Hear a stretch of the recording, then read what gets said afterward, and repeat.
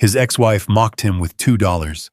Then his dying war dog uncovered a buried secret powerful men would kill for. Divorced after 44 years, with $2, a SEAL bought a dead farm. His dog found what they hid inside. Snow buried the Bitterroot Mountains the night former Navy SEAL Wade Holloway drove toward the abandoned farm nobody wanted. Beside him sat Ghost, an aging military K-9 who hadn't stopped staring at the old $2 bill since the courthouse humiliation. But beneath the dead barn and frozen earth, something had been waiting for Wade his entire life. Comment 1 or 0 and tell us where you're watching from. The most humiliating moment of Wade Holloway's life was not getting shot in Fallujah. It was the sound of laughter inside a Montana courthouse. Not loud laughter, the quiet kind. The kind people try to hide because they know they should be ashamed of it. But they laugh anyway. The courtroom in Alder Ridge smelled faintly of old paper, wet wool coats, and burnt coffee drifting from the clerk's desk in the hallway.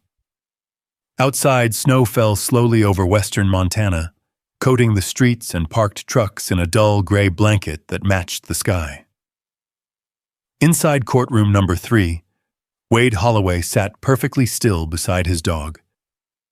At 72 years old, Wade looked like a man carved from old timber and war. His shoulders were still broad beneath his faded denim jacket, but age had bent him slightly forward, as though years of carrying invisible weight had slowly pushed him toward the earth. Deep scars crossed the backs of his hands.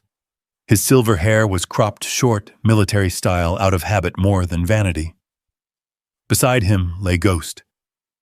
The German shepherd rested on the cold courthouse floor with military discipline, his body still despite the arthritis stiffening his hips. His muzzle had turned mostly white over the years, and one torn ear leaned crooked from an explosion outside Kandahar 12 years earlier. Ghost's cloudy amber eyes never left the people across the room. Wade wished his own eyes could do the same. But every time he looked at Sharon, something inside him twisted. 44 years. 44 years of marriage reduced to this room, to this silence, to this ending. Sharon Holloway sat at the opposite table in an expensive cream-colored coat that probably cost more than Wade's pickup truck. Her blonde hair was carefully styled, untouched by the weather outside. Beside her sat Randall Pierce, the best divorce attorney in Ravalli County, a man with silver cufflinks and the cold smile of someone who billed by the hour and enjoyed every minute of it. And next to Sharon sat Denton Pike. The entire town knew Denton Pike, land developer, money man, builder of luxury cabins for rich out-of-state buyers who wanted authentic Montana wilderness without authentic Montana hardship. Denton was 20 years younger than Wade, with perfect teeth and a heavy gold watch that flashed every time he adjusted his sleeve. He leaned comfortably back in his chair like he already owned the room. Maybe he did. Judge Miriam Caldwell adjusted her reading glasses and looked down at the paperwork spread across her desk. "Mr. Holloway," she said carefully, "before we finalize today's proceedings, I want to confirm one final time that you understand the terms of this settlement." Wade nodded once. His voice came rough and low. "I understand." The judge hesitated. There was pity in her eyes. Wade hated pity almost as much as he hated Sharon's expressionless face. "This settlement transfers all liquid assets, investment accounts, and jointly owned properties to Mrs. Holloway. Mr. Holloway retains ownership of the inherited Holloway farm property located outside Alder Ridge." At the mention of the farm, Denton Pike smiled slightly. Ghost's ears twitched. Wade noticed it immediately. The dog had spent years detecting danger before human beings ever sensed it. Roadside bombs, ambushes, men hiding in shadows. Ghost trusted instincts more than appearances, and right now, the dog did not like something in this room. Randall Pierce stood smoothly. "Your Honor," he said, My client believes this arrangement is more than fair, considering Mr. Holloway's limited financial contribution to the marriage after his military retirement. Wade's jaw tightened. Limited contribution. Funny phrase. 44 years ago, Wade had returned from Vietnam with a Purple Heart, damaged hearing, and nightmares that never fully stopped. He had worked construction, security, long-haul trucking, anything that kept food on the table while Sharon raised their daughter and built the life they once promised each other. Then Afghanistan happened. Private contractors needed experienced operators after 9/11. Wade went back overseas at 50 years old because the war felt simpler than civilian life ever had. He came home different, quieter, harder, and somewhere over the years, Sharon stopped waiting for him to come back emotionally. Maybe she had every right. Maybe not. But hearing a lawyer reduce an entire lifetime to limited contribution felt like someone scraping a knife slowly against bone. Pierce continued calmly. Mrs. Holloway also wishes to conclude these proceedings with a symbolic gesture. The courtroom grew still. Denton Pike folded his hands together with obvious anticipation. Sharon reached into her purse. Wade felt Ghost's body tense beside his boots. Then Sharon placed something on the polished table. A $2 bill. Old, wrinkled, faded from decades of handling. Wade stared at it without understanding at first. Then Sharon finally looked directly at him. Her eyes were cold enough to freeze water. "You remember this, Wade?" He said nothing. Because of course he remembered. Jesus Christ. Of course he remembered. 44 years earlier, his father, Harold Holloway, had handed him that exact $2 bill outside the church after the wedding rehearsal dinner. Harold had been wearing old work boots and a brown canvas jacket stained with engine grease. He had slipped the bill into Wade's palm with rough hands and said quietly, "A man doesn't need much if he protects what matters." Wade had laughed back then. Young, strong, too young to understand what his father had really meant. Now Sharon pushed the bill slowly across the table toward him. "That," she said, "is all your father ever gave us." A few people in the courtroom shifted uncomfortably, but Denton Pike chuckled softly, and someone else laughed too. Wade turned slightly. His former brother-in-law, Carl Benton, sat near the back row grinning openly. Ghost lifted his head. Low thunder rolled inside the dog's chest. Not loud. Not yet. Sharon leaned back in her chair. "You spent your whole life chasing wars and ghosts, Wade," she said. "You never built anything after the military. Never invested.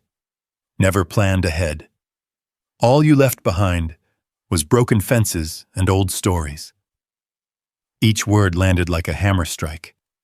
Wade felt heat rising beneath his skin. Not rage. Something worse. Shame. The kind of shame only comes when someone weaponizes your failures in front of strangers. Judge Caldwell frowned sharply. "Mrs. Holloway," but Sharon continued anyway. "The farm's worthless. Everybody knows it. The fields died years ago. Your father died, broke up there alone." Her voice sharpened. "Honestly, Wade, this $2 is probably worth more than that land." Denton Pike smirked openly now, and Ghost growled. The sound froze the room.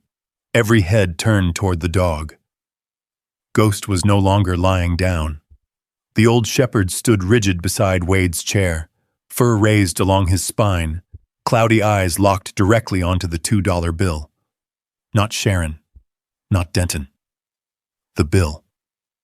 A deep growl vibrated through the courtroom floor. Wade stared down at him in confusion. "Ghost," he whispered. The dog ignored him. Judge Caldwell leaned forward carefully. "Mr. Holloway, control your animal."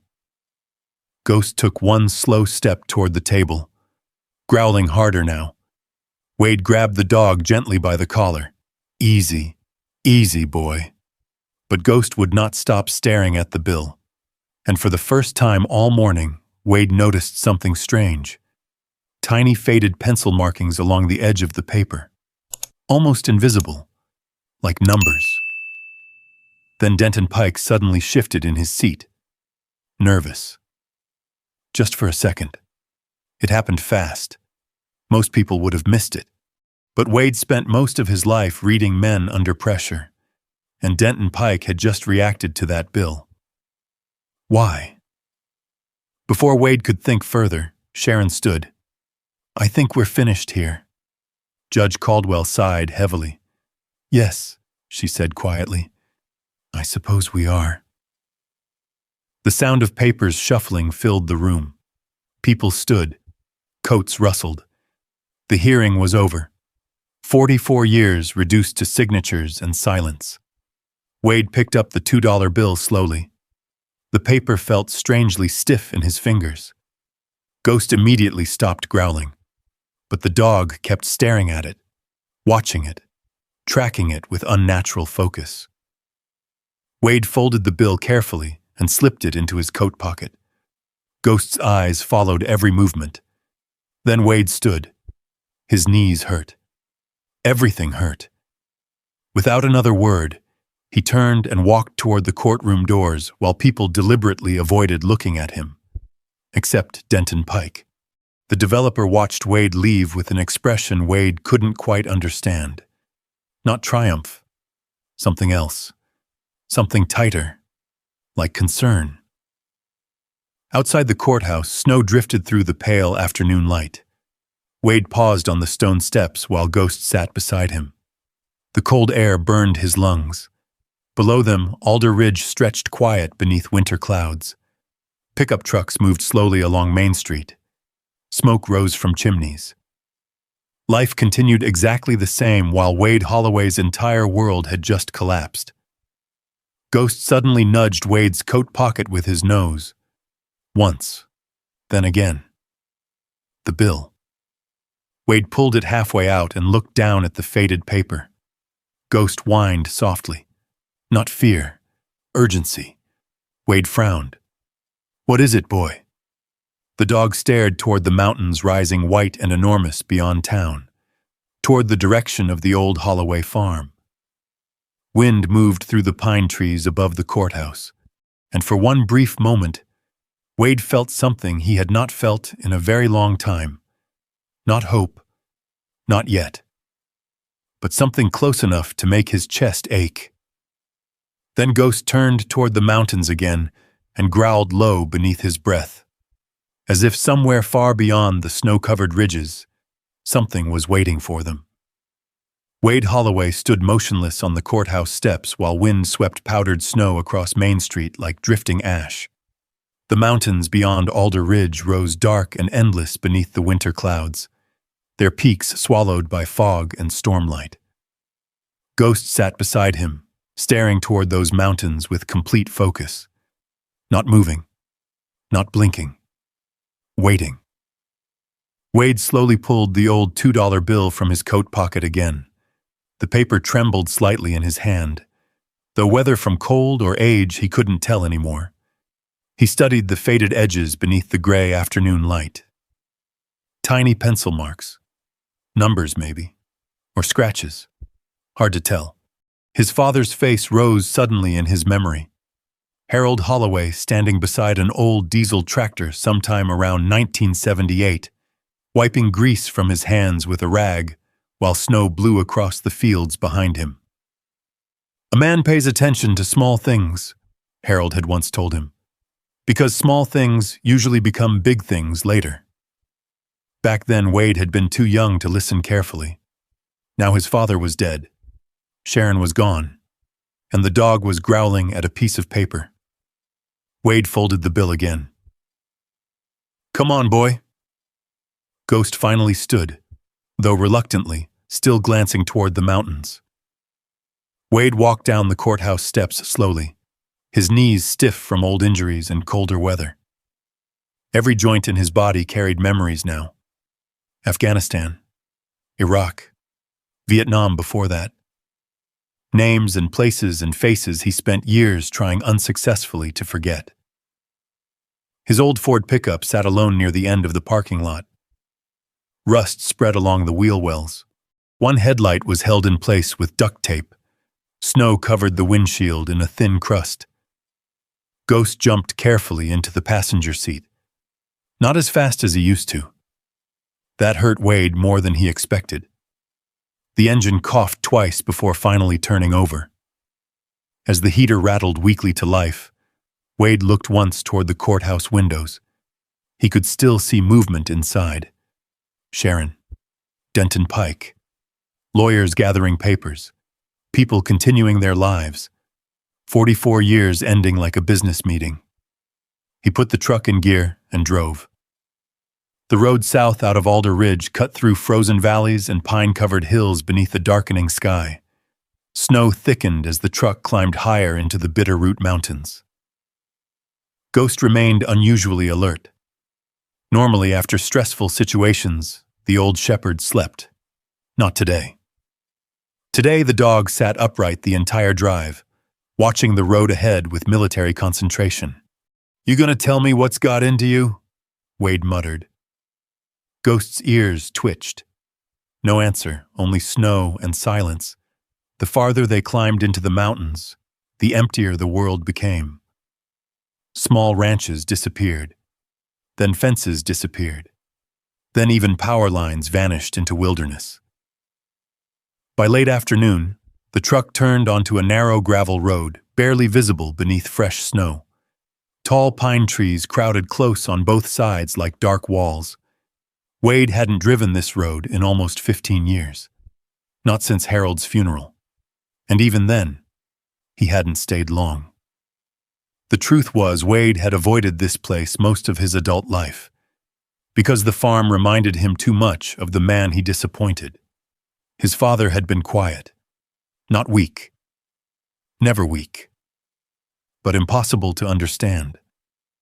Harold Holloway rarely spoke about Vietnam, though Wade later learned his father had worked military communications in places most records still refused to acknowledge existed. Harold returned from war and disappeared into the mountains instead of joining the modern world.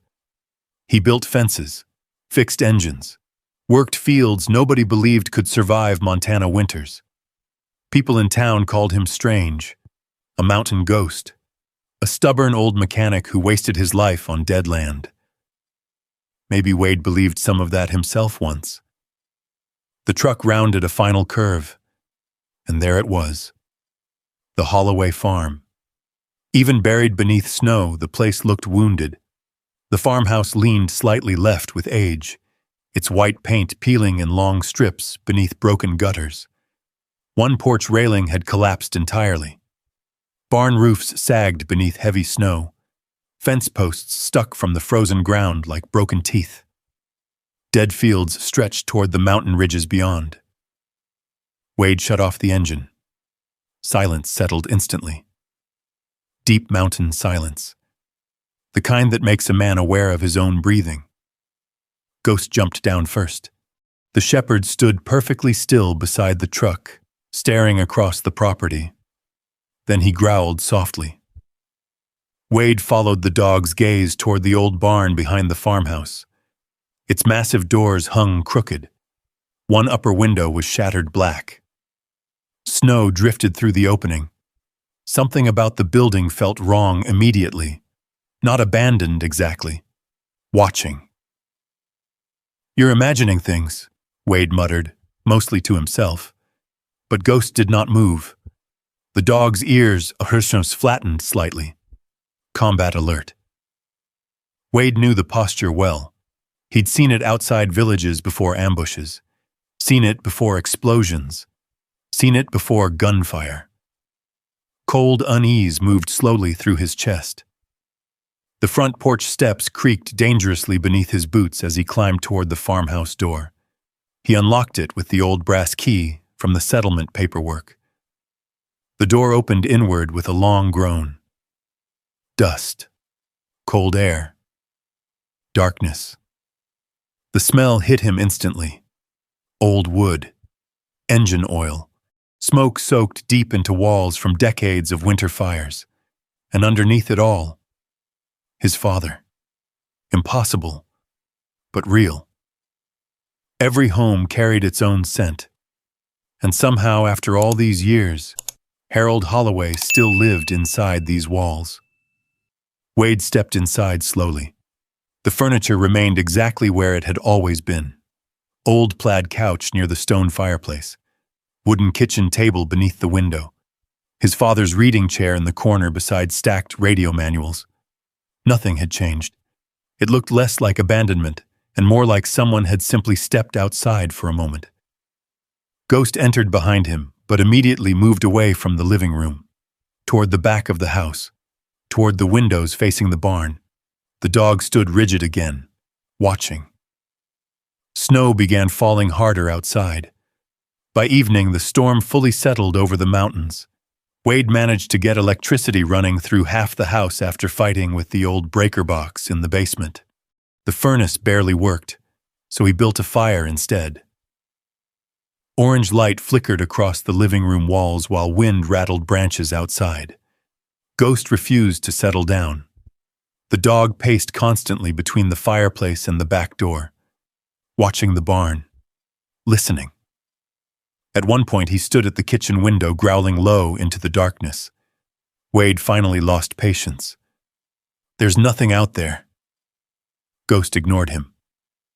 Wade sighed heavily and lowered himself into his father's old chair beside the fire.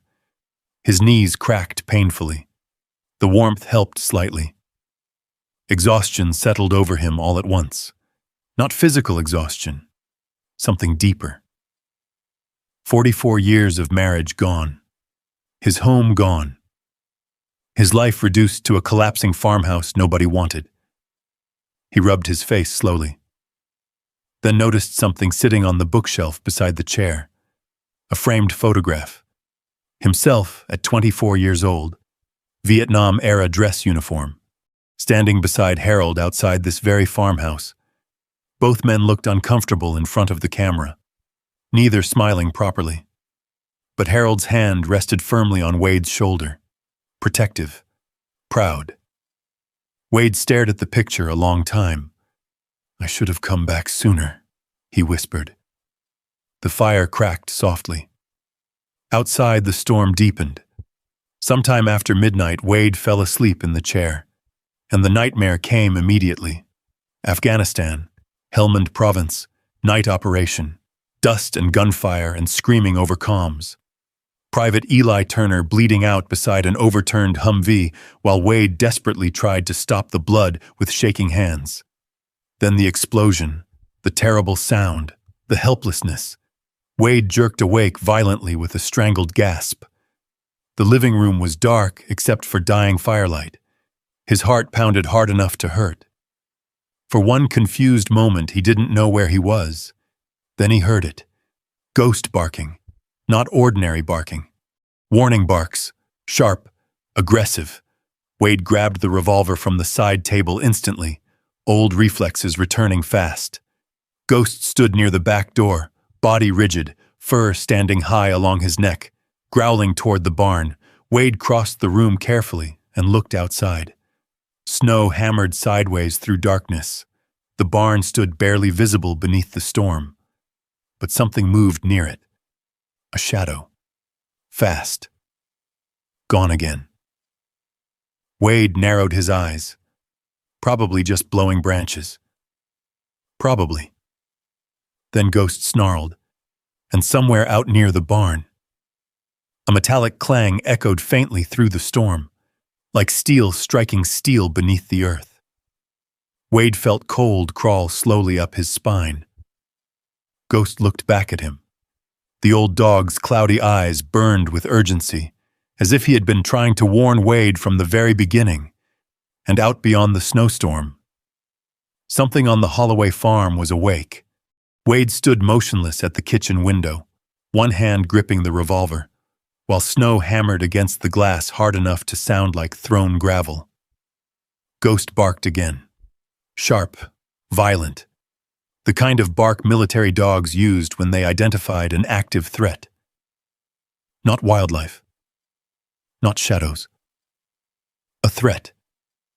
The old German shepherd stood at the back door, trembling with tension, claws scraping across warped wooden floorboards as he stared toward the barn. Wade narrowed his eyes through the storm. The barn was barely visible now beneath the snowfall. Wind bent the pine trees sideways, and darkness swallowed most of the property beyond the weak yellow glow from the farmhouse windows. Then, another metallic clang echoed faintly through the storm. Ghost lunged toward the door with a growl. Wade's pulse slowed instead of quickened. Combat instincts. Years ago, fear used to sharpen him. Now it simply hollowed him out. He grabbed the heavy flashlight hanging beside the back door and pulled on his old canvas coat. "Stay behind me," he muttered automatically. Ghost ignored that immediately. The moment Wade opened the door, freezing wind exploded into the kitchen. Snow blasted sideways across the porch. Ghost charged straight into the storm. "Ghost!" The dog was already halfway across the yard, running toward the barn through knee-deep snow with surprising speed for his age. Wade followed carefully, boots crunching through ice beneath fresh powder. The cold hit like knives. Every breath burned. The barn loomed larger as they approached, black against the storm clouds, its crooked roof groaning softly under the weight of snow.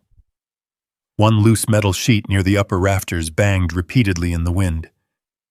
Bang, bang, bang. But underneath that sound, something else. Faint, metallic, rhythmic. Wade reached the barn doors and shoved one inward. The hinges screamed. Inside, darkness swallowed everything beyond the flashlight beam. Dust drifted through cold air. The smell hit him immediately. Rotting hay, old oil, wet wood, and underneath it, something electrical. Ghost was already inside. The dog moved fast through the shadows, weaving between rusted equipment and broken stalls while growling low in his throat. "Easy, boy."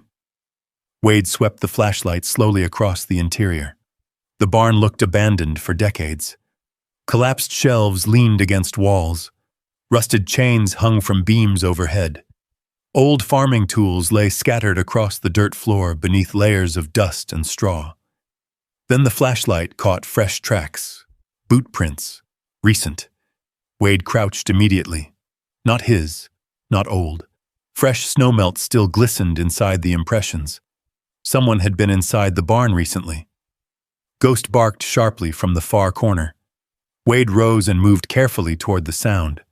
The dog stood beside an old feeding trough near the rear wall, paws planted wide, staring downward, growling. Wade aimed the flashlight lower.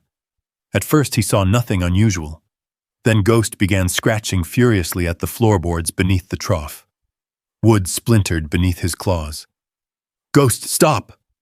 The dog ignored him completely. Wade stepped closer. The floor sounded different there, hollow. He frowned, knelt slowly, tapped the boards with the flashlight handle. Thunk, thunk, thunk. Then, clang. Metal underneath. Wade froze. Ghost barked loudly. Another sound answered from somewhere below. Not loud, but unmistakable. A metallic echo deep beneath the floor. Wade's stomach tightened. What the hell was under there? Suddenly headlights flashed through cracks in the barn walls. Both Wade and Ghost reacted instantly. Ghost spun toward the doors with a savage growl. Wade killed the flashlight. The barn dropped into darkness. Outside, tires crunched slowly through snow. A vehicle. Coming up the property road. Wade moved silently toward a broken side window and looked out carefully. A black SUV rolled slowly through the storm before stopping near the farmhouse. Engine idling. Headlights cutting white tunnels through snowfall. Ghost stood beside Wade, absolutely silent now, watching. The driver's door opened. A tall man stepped out wearing a black winter coat and cowboy hat. Denton Pike. Even through the storm, Wade recognized him immediately. The developer looked toward the barn, toward them. For several long seconds, he simply stood there in the snow. Then he smiled faintly.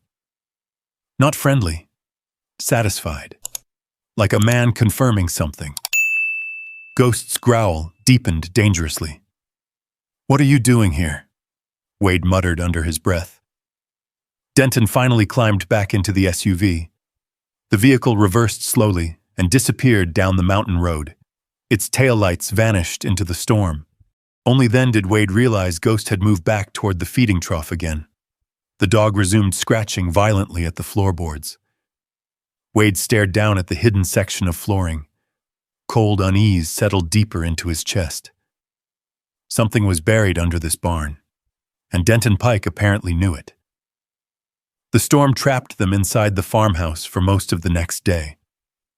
Snow piled against windows nearly halfway up the glass.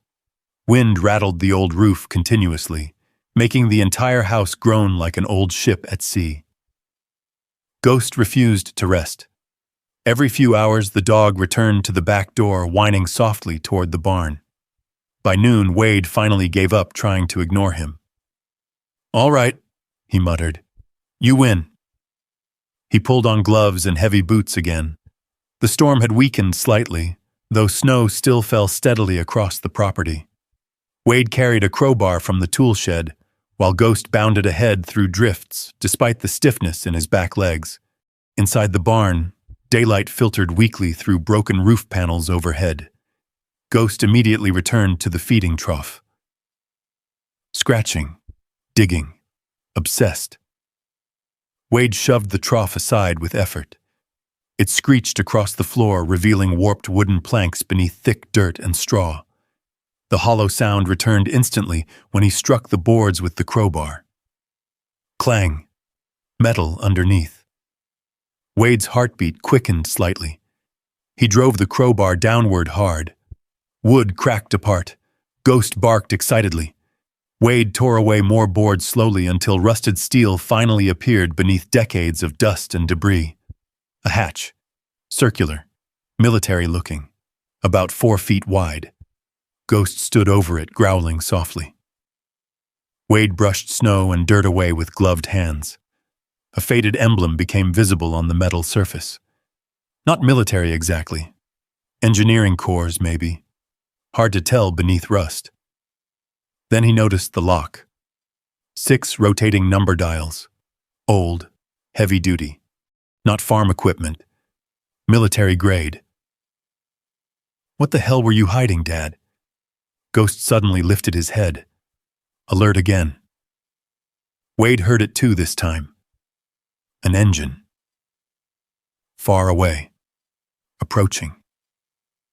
He killed the flashlight instantly and stepped back into shadows. The sound faded after a minute. Maybe passing traffic. Maybe not. Wade waited quietly before kneeling beside the hatch again. His eyes drifted toward the $2 bill folded carefully inside his coat pocket.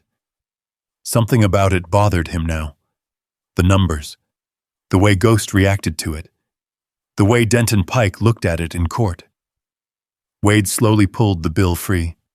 Ghost immediately focused on it, whining softly. Wade held it beneath the flashlight beam again, and this time he saw them clearly. Numbers. Very faint pencil markings hidden along the edge. 6 digits. His chest tightened. No. That couldn't be coincidence. Ghost nudged the bill urgently with his nose. "You've got to be kidding me." Wade looked from the numbers to the lock, then back again. Outside, wind moved heavily through the pine trees surrounding the farm. The mountains stood silent beneath endless snowfall, and somewhere deep below Wade Holloway's feet. Something waited in darkness beneath the barn his father built. Something hidden long before Sharon slid a $2 bill across a courtroom table. Something Harold Holloway apparently believed his son would one day need to find. Ghost sat beside the hatch, staring downward, listening, waiting. As if the old dog already understood what Wade was only beginning to realize. The Holloway farm had never been abandoned. It had been guarding something.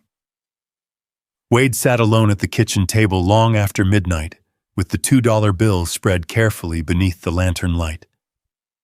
Ghost lay beside the wood stove, but the old shepherd wasn't asleep. His ears kept twitching toward the barn, toward the hatch hidden beneath the feeding trough. Snow drifted softly outside the windows now, calmer than before, though the mountains still disappeared beneath clouds heavy enough to swallow moonlight. Wade rubbed tired hands across his face.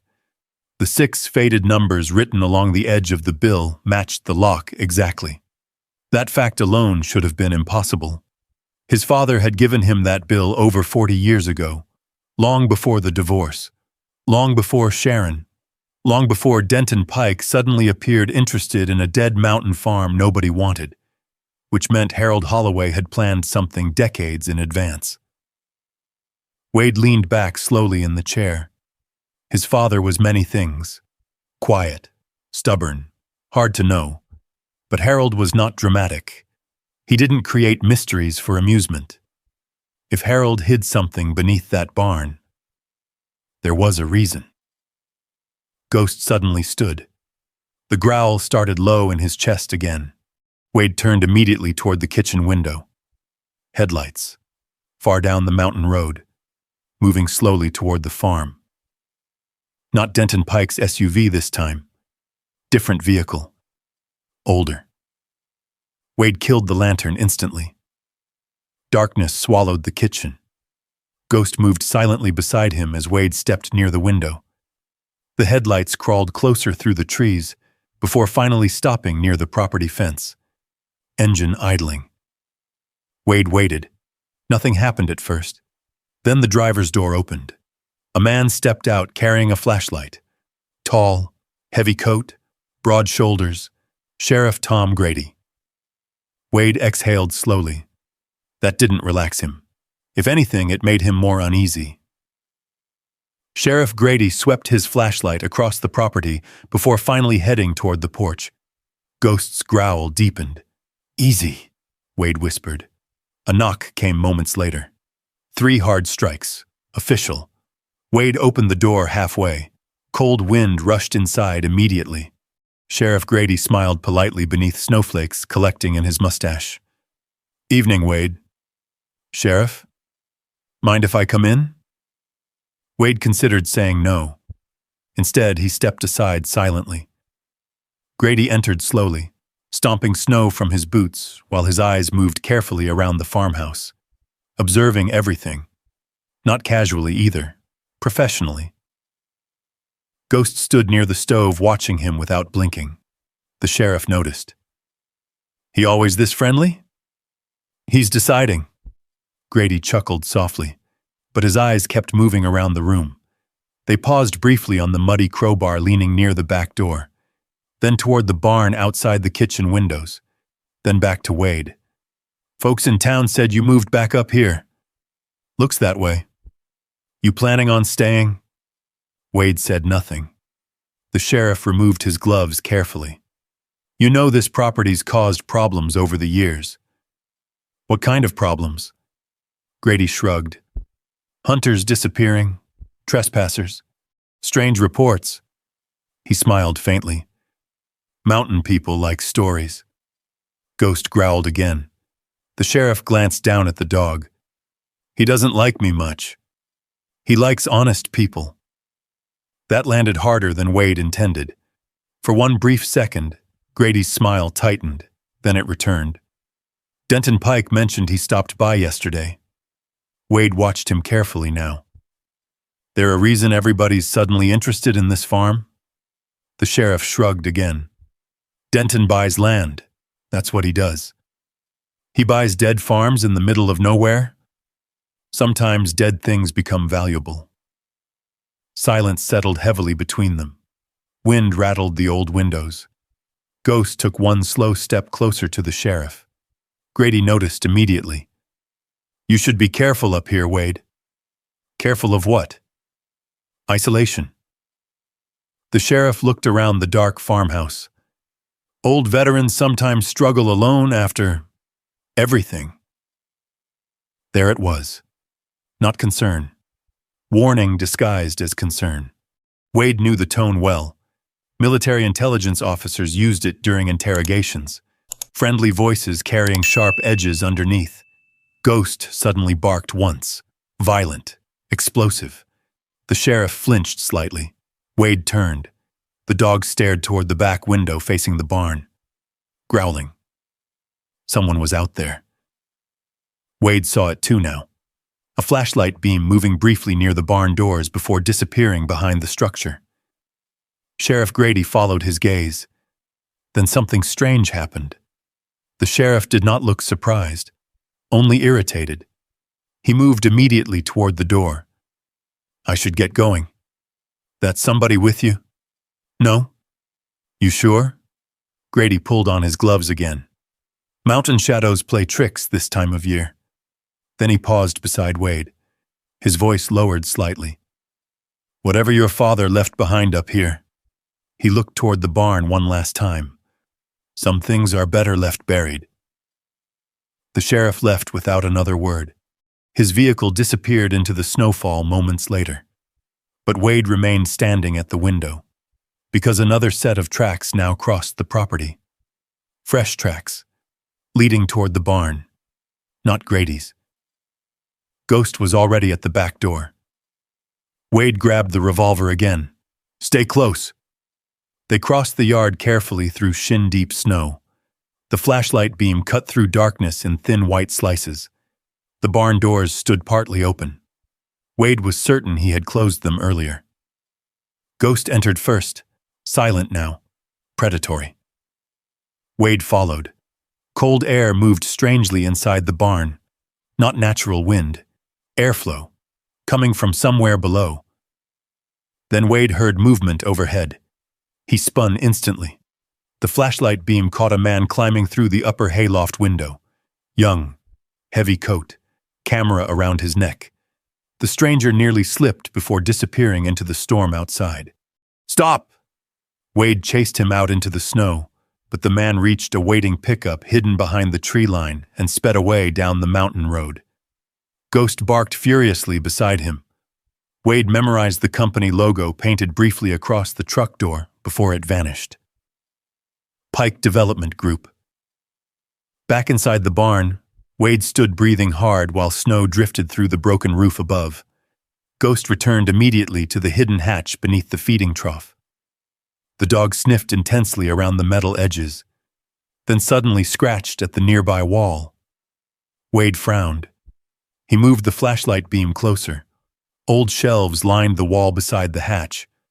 Rusted tools, broken pulleys, dust-covered fuel cans. Nothing unusual. Until Ghost barked again and shoved his nose behind a loose wooden panel. Wade pulled the panel away carefully. Something slid free behind it. A notebook. Black leather. Military style. Wade stared at it silently. His father's handwriting covered the front. Field log. HH. 1987. His chest tightened unexpectedly. Wade opened the notebook slowly. Inside were pages of diagrams, radio frequencies, maps, coordinates, engineering sketches, and notes written in Harold's precise block lettering. December 14th, 1987. Observed unauthorized survey activity near North Ridge again tonight. Pike interests increasing sooner than expected. Wade frowned immediately. Pike. Not Denton Pike. Too old. Maybe his father. He kept reading. If they ever discover the lower system before Wade returns, contingency route must remain sealed. Wade's pulse slowed. Lower system? Ghost whined softly beside him. Another entry caught Wade's eye. Wade called today from Coronado. Said deployment might last another 6 months. He sounded tired. Tried to hide it. Same as always. Wade swallowed hard. His father wrote this 37 years ago. Another page. Saw Sharon in town with Denton Pike this afternoon. She doesn't know I recognized him. Need to accelerate preparations. Wade froze completely. Snow hissed softly outside the barn. Ghost lifted his head suddenly again, alert. Then headlights appeared once more beyond the trees. Not one vehicle this time. Two. Far down the mountain road. Watching the farm from a distance. Wade slowly closed the notebook. The old dead farm no longer felt abandoned. It felt surrounded. And somewhere beneath his boots, under the frozen ground, beneath the hatch his father built decades earlier, something important enough to scare powerful men was waiting in darkness. Ghost stood beside Wade, staring toward the hidden steel door. The old shepherd's scarred body trembled slightly with tension, but not fear. Recognition, as if somewhere deep inside his military instincts, Ghost already understood this place was not simply a farm anymore. It was a battlefield. The old German shepherd stood rigid beside the hidden steel hatch, while snow hissed softly through cracks in the barn walls.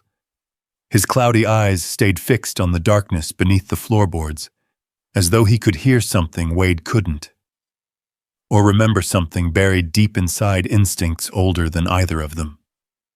Wade slid Harold's notebook carefully into his coat pocket. His hands felt colder now, not from winter, from realization. His father had known about the Pike family in 1987. Decades before, Denton Pike smiled across a courthouse table. Decades before, Sharon handed Wade the $2 bill. That meant none of this was random. Not the farm, not the bill, not even the divorce, maybe. Ghost suddenly lowered his body close to the floor, listening. Wade heard it a second later. Vehicles, far away, more than one engine climbing the mountain road. He killed the flashlight instantly. Darkness swallowed the barn. Ghost moved silently beside him, while Wade stepped toward the broken side window overlooking the property. Two pairs of headlights crawled slowly through the trees below, not approaching openly. Watching. Waiting. The engines eventually stopped somewhere beyond the North Ridge, too far to see clearly through snowfall, but close enough to feel. Wade narrowed his eyes. Military surveillance posture. Observation without engagement. He knew the tactic well. Ghost growled quietly. "They're waiting for something," Wade whispered. Or someone. The thought settled heavily in his chest. He looked back toward the steel hatch. Maybe they were waiting for him to open it. The wind outside deepened as night settled fully over the mountains. Wade spent the next hour inside the farmhouse studying the faded 6-digit code on the $2 bill, while Ghost paced endlessly between the stove and the windows. The old shepherd refused to rest. Every few minutes he stopped beside the back door facing the barn. Watching. Wade sat at the kitchen table with Harold's notebook open beneath lantern light. Most pages contained engineering sketches Wade barely understood. Signal relays, power routing diagrams, tunnel structures. Some entries were more personal. February 9th, 1992. Wade came home today. Didn't tell Sharon about the panic attacks. Tried to smile through dinner. Hands shook when helicopters passed overhead. Ghost would have understood him. Wade frowned. Ghost? That entry was written years before Wade ever met his military K-9. He flipped backward through pages quickly, then found another entry. March 4th, 1971. Dogs understand damaged men better than most people do. Wade stared silently at the handwriting. His father always wrote like a man trying to leave breadcrumbs behind. Never full explanations, only pieces. Outside, wind rattled the windows violently. Ghost barked once, sharp, urgent. Wade looked up instantly. The dog stood at the back door again, this time whining softly. Not warning. Insistence. All right. Wade rose slowly, knees aching. He grabbed the lantern, revolver, heavy coat, and crowbar again. Ghost was already waiting at the door. Snow reached nearly knee-deep outside now. The storm clouds pressed low over the mountains, turning the entire world silver blue beneath moonlight, trapped behind snow. The barn stood dark ahead of them, waiting. Inside, the cold felt sharper somehow. The hidden hatch sat exposed beneath the moved feeding trough, rust glistening faintly beneath lantern light. Ghost moved immediately beside it, tail stiff, ears forward. Wade crouched slowly beside the lock. 6 rotating dials, military construction, heavy steel. His father built this to survive something serious. Wade unfolded the $2 bill carefully. The faded pencil marks were barely visible now beneath flickering light. 417263. He hesitated, suddenly aware his life still possessed one final moment where everything could remain simple. He could walk away, sell the property, leave Montana, forget the hatch existed. But then he remembered Sharon's face in the courtroom, the laughter, the pity, and Denton Pike watching the bill like it mattered more than money. Wade slowly turned the lock dials. 4, 1, 7, 2, 6, 3. The final dial clicked softly into place. Nothing happened at first. Then, clunk. Deep beneath the floor, Ghost barked immediately. The steel hatch released upward slightly with a hiss of ancient air. Wade froze. Cold wind drifted upward from below, carrying a smell untouched by time. Metal, dust, old machinery, electricity, not decay, maintenance. His pulse slowed automatically. Mission focus returning. Ghost backed away slightly, but kept staring downward into the darkness. Wade wedged the crowbar beneath the hatch edge and pulled. The steel door groaned open. Beneath it, concrete stairs descending into darkness. Deep. Far deeper than any ordinary basement. The lantern light revealed walls reinforced with thick steel plating disappearing underground. A faint red glow flickered somewhere below. Electricity. Still running. After all these years. "What the hell did you build down here, Dad?" Ghost whimpered softly. Wade noticed something then. Fresh boot prints. On the stairs. Recent. Someone else had opened this hatch before. Recently. Every muscle in Wade's body tightened instantly. He killed the lantern. Darkness swallowed them again. He listened. Nothing. Only distant humming from below. Generators, maybe. Ghost remained silent beside him, waiting for instruction. Wade drew the revolver slowly. Old instincts flooded back hard enough to make his breathing change. Room clearing, threat assessment, tunnel entry. He remembered Iraq suddenly. Underground weapons bunkers outside Mosul. Men disappearing into darkness and never returning. The memory hit fast and sharp. Too fast. His heartbeat spiked, hands tightening involuntarily. Sweat despite the cold. Ghost pressed against his leg immediately, grounding him, bringing him back.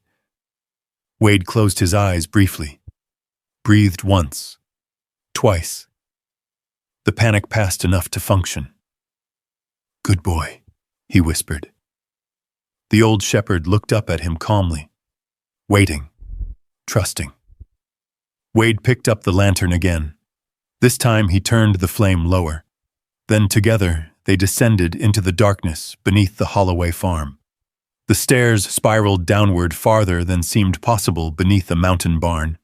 Concrete walls dripped with condensation. Thick electrical cables ran overhead through steel brackets.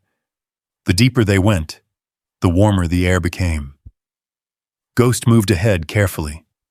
Every few steps he paused to listen. Then finally, the staircase ended. Wade stepped into a massive underground corridor and stopped breathing. The bunker stretched beneath the mountain like something built for war. Steel blast doors, generator systems humming softly, rows of old communication equipment covered in dust yet somehow preserved, maps mounted across walls, military filing cabinets, crates marked with faded government symbols, a Cold War command center buried beneath a dead farm in Montana. The lantern trembled slightly in Wade's hand. Ghost walked slowly forward through the corridor, claws clicking softly against concrete. Then the dog stopped beside one wall. Wade turned the lantern. Photographs, dozens of them pinned carefully beside maps and documents. Harold Holloway, younger, standing beside military officers, construction crews, communication towers. Then another photograph. Wade himself. At 23, Marine haircut, dress blues. Completely unaware someone had taken the picture. Below it, Harold had written one sentence in black marker. He survived the war. Now I need to help him survive coming home. Wade felt something crack quietly inside his chest. Ghost pressed close beside him again. Then suddenly, the old shepherd barked sharply toward the far end of the bunker. Wade lifted the lantern higher. And there, at the end of the corridor, a single television screen flickered faintly blue in the darkness. Powered on. Waiting. Beside it sat a stack of VHS tapes, and on top of them, one label written in Harold Holloway's unmistakable handwriting. For Wade. If they ever break you enough to come home. Wade stared at the words while cold silence settled through the underground bunker. Far above them, snow buried the Holloway farm deeper beneath the Montana mountains. And somewhere outside in the storm, men were still watching the property, waiting for Wade Holloway to discover what his father died protecting. But down beneath the mountain, in the hidden bunker buried under 50 years of silence and steel, the outside world suddenly felt very far away. Wade stood motionless in the underground corridor, while the old television screen flickered pale blue against the concrete walls.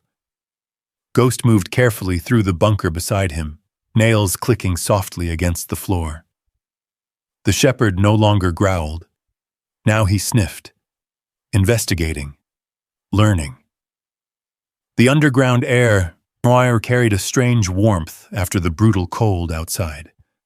Old generators hummed somewhere deeper in the complex, steady and alive like the heartbeat of something sleeping beneath the mountain. Wade slowly lowered the lantern. The bunker was enormous, far larger than anything Harold Holloway could have built alone. Metal shelves lined the walls stacked with sealed military containers. Thick communication cables disappeared into ceilings reinforced with steel beams. Old radio systems sat beneath dust covers beside reel-to-reel machines and rows of blinking analog equipment that somehow still functioned after decades underground. A command center. Not survival storage. Not paranoia. Purpose-built. Professional. Ghost stopped beside one wall suddenly. Wade turned the lantern beam. Maps. Hundreds of them. Montana wilderness grids, military communication routes, underground tunnel schematics, some marked with red circles and handwritten notes in Harold's precise block lettering. Others carried faded government stamps. Classified. Wade stared in disbelief.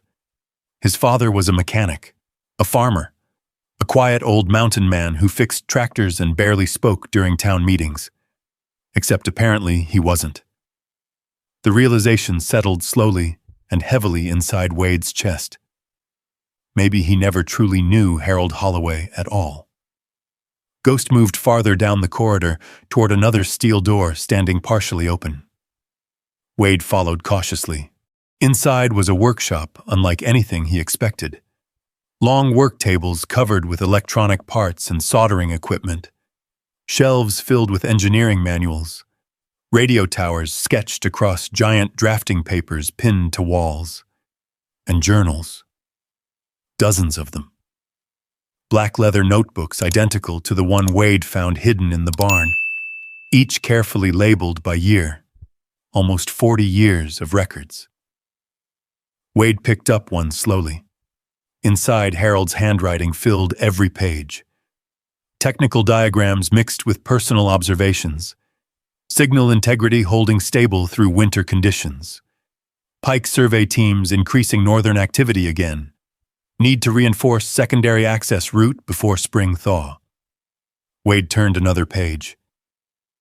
Wade called from Kabul today. Tried to sound strong. Could hear exhaustion underneath every word. Another page. Sharon no longer looks at him the same way. He notices, pretends not to. Wade closed the journal abruptly. His throat tightened unexpectedly. His father had seen everything. Every crack in Wade's marriage. Every sleepless year. Every quiet collapse Wade believed he hid from the world. Ghost nudged Wade's hand softly, grounding him again. The old shepherd moved toward a metal cabinet near the far wall. Inside were photographs, hundreds. Wade flipped through them slowly beneath lantern light. Harold standing beside military officers in Vietnam. Construction crews building underground facilities. Communication towers hidden deep in forests. Then photographs of Wade, at 20, 25, 30. Some Wade never knew existed. One picture stopped him cold. Wade sitting alone on this very farm porch sometime after his first Afghanistan deployment. Younger then, but hollow-eyed already. Ghost wasn't there yet. Wade sat staring at the mountains while Harold stood inside the doorway, watching his son with quiet concern. On the back, Harold had written, "The war followed him home this time." Wade swallowed hard. His father had documented his suffering the way other men documented weather. Carefully. Quietly. Without judgment.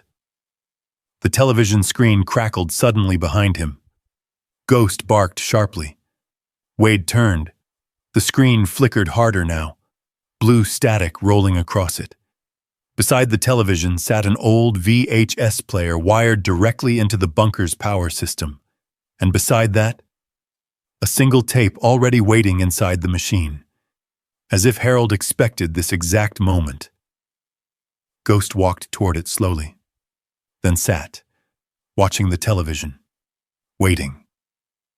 Wade stared at the handwritten label again. For Wade, if they ever break you enough to come home. His chest hurt suddenly, not physically, something deeper. 44 years. All that time, Wade believed nobody understood what war had turned him into. Not Sharon, not civilians, not even himself most days. But Harold apparently understood everything. Maybe more than Wade did. Wade sat slowly in the metal chair facing the television.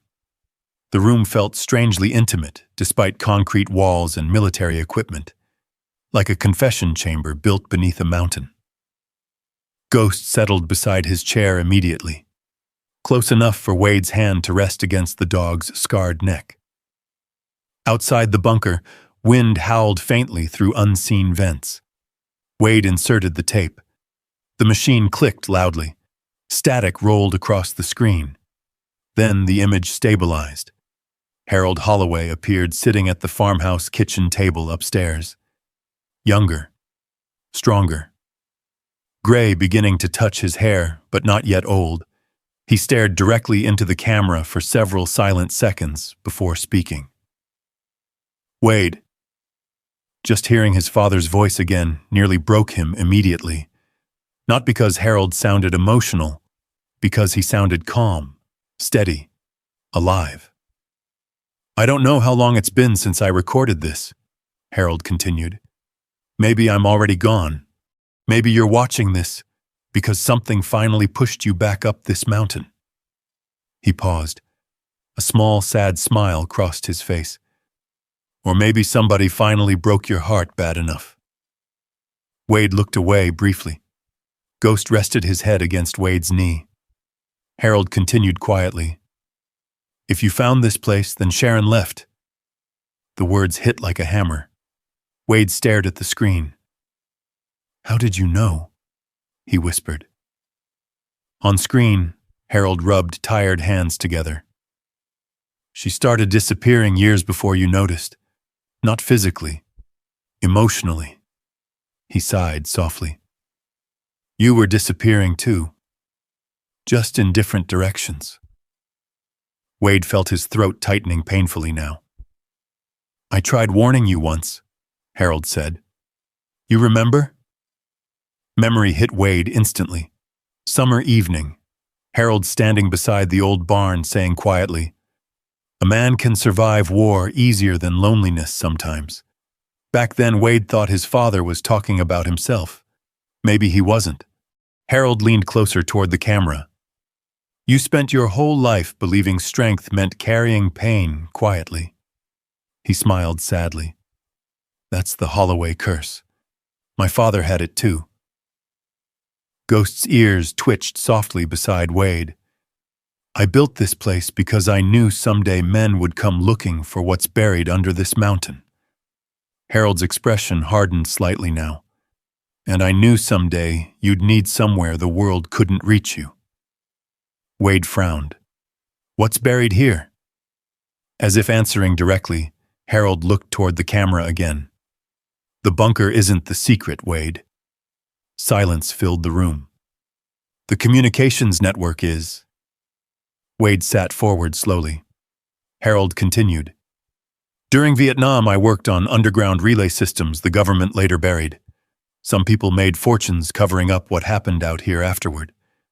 He paused carefully. "The Pike family was part of it from the beginning." Wade's pulse slowed. Outside the bunker, somewhere far above them, snow continued burying the farm beneath darkness. Harold's voice lowered. "They'll come eventually. Men always come when money and secrets share the same grave." The screen flickered briefly. "I hid everything because I knew one thing for certain."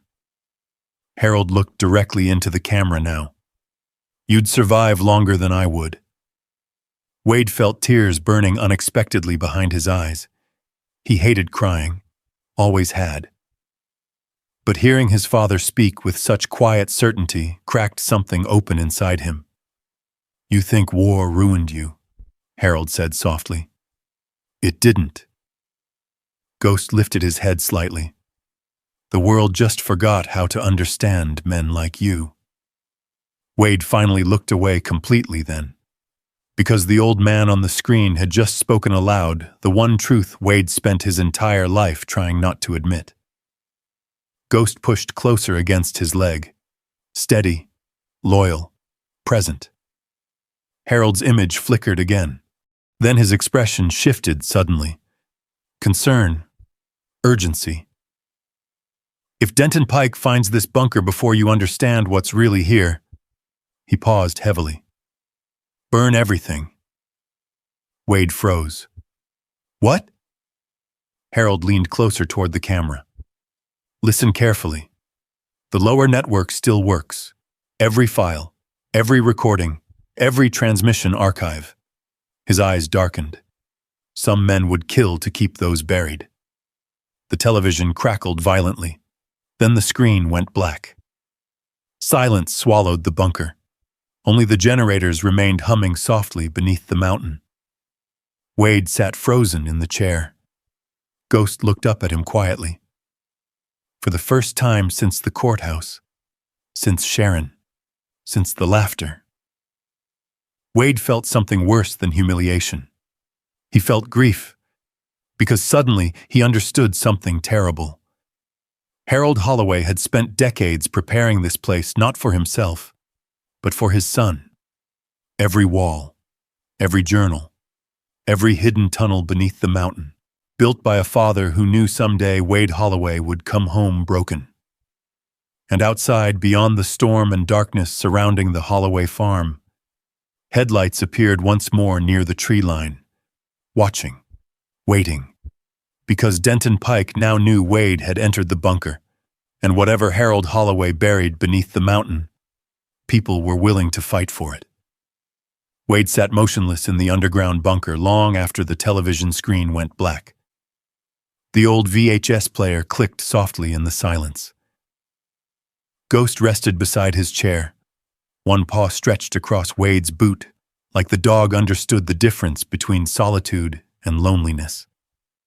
Above them, somewhere beyond hundreds of feet of frozen mountain rock, snow buried the Holloway farm deeper beneath darkness. But down here, time felt trapped. The bunker still smelled faintly of machine oil, warm electrical wiring, and old paper preserved underground for decades. Generators hummed steadily through the walls with the calm rhythm of something built to survive disasters. Wade stared at the blank television screen. His father's final words echoed painfully inside him. The world just forgot how to understand men like you. No one had ever said something like that to Wade before. Not Sharon. Not military therapists. Not commanders. Not even Wade himself. Because after enough years, a man stopped trying to explain what war did to him. He simply carried it, quietly, like Harold carried this bunker. Ghost suddenly lifted his head, alert again. Wade heard it too this time, a dull metallic vibration somewhere deeper inside the mountain. Not footsteps, machinery, running. Wade stood slowly. Every joint protested. Ghost rose immediately beside him. The shepherd moved ahead down the corridor, while Wade grabbed the lantern and revolver again. The bunker extended much farther than he first realized. Hallways branched into separate rooms filled with communication equipment and storage areas. Thick steel doors carried faded warning labels from another era. Authorized personnel only. Emergency network access, restricted transmission control. Wade moved carefully through the underground complex, while Ghost inspected each corridor ahead of him. The deeper they went, the more personal the bunker became. One room contained military cots and survival supplies stacked neatly against walls. Another held filing cabinets full of engineering records. Then Wade entered a smaller room near the rear section of the bunker and stopped cold. It was his room, or something close enough to make his chest tighten painfully. Harold had recreated part of Wade's military life underground. A framed Navy SEAL insignia hung beside shelves filled with books Wade loved as a teenager. Fishing lures from childhood trips rested inside glass jars. Old photographs covered one wall. Wade at 6 years old holding a trout beside the Bitterroot River. Wade graduating BUD/S training. Wade in uniform after Afghanistan. Harold had preserved his son's entire life underground, like a man afraid history might erase him otherwise. Ghost moved toward the bed in the corner and sniffed the blanket carefully before lying down. Wade sat slowly at the small desk beneath the photographs. More journals waited there. Different from the technical notebooks. Personal journals. He opened one carefully. October 11th, 2004. Wade called tonight. Said he might re-enlist for another overseas contract. Sharon cried after he left the room. He pretended not to notice. Another page. December 7th, 2008. I asked Wade if he sleeps. He laughed instead of answering. That usually means no. Wade swallowed hard. The handwriting remained calm, measured. But beneath every sentence lived quiet fear. Harold Holloway spent decades watching his son disappear slowly inside himself, and never stopped trying to build him a way home. Ghost suddenly stood again, growling softly toward the hallway. Wade heard voices, muffled, far above. He froze instantly. Men. Inside the barn. The realization sharpened everything. Wade killed the lantern immediately. Darkness swallowed the room. Ghost moved silently beside him while Wade crossed back into the main corridor. The bunker had emergency monitors mounted near one communications station. Old black and white security feeds flickered weakly across dusty screens still powered by underground generators. Wade switched them on carefully. Static rolled across to several monitors. Then images stabilized. Barn interior, farmhouse porch, North Ridge tree line, and there.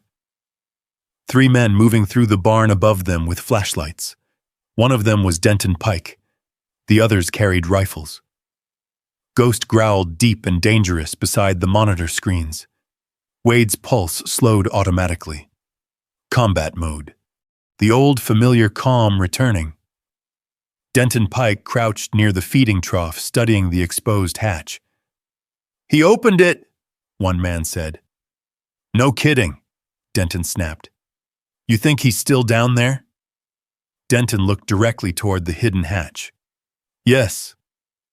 Wade stared at the screen. No panic. Only calculation. The old instincts came back faster than expected. Entry points, exit routes, numbers of threats, weapons. Ghost watched the monitors intensely. The dog understood tension immediately. Denton knelt beside the hatch and touched the steel edge carefully.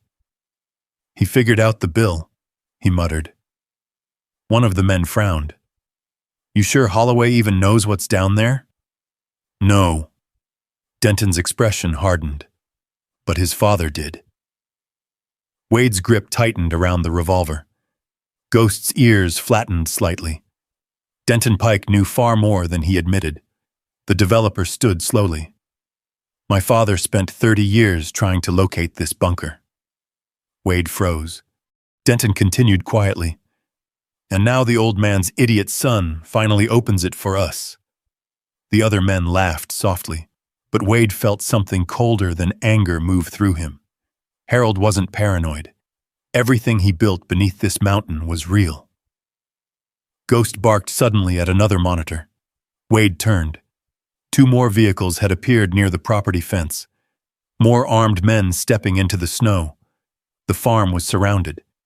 Denton's voice crackled faintly through the security audio. "Search the house first, then we go below." Ghost looked up at Wade immediately. Waiting. Trusting. The old shepherd had done this before. Afghanistan. Night raids.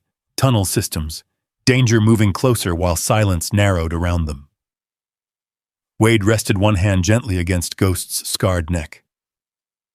"You still got one more mission in you, old man?" Ghost's tail moved once against the concrete floor. That was enough. Wade turned back toward the bunker corridors. There had to be another exit.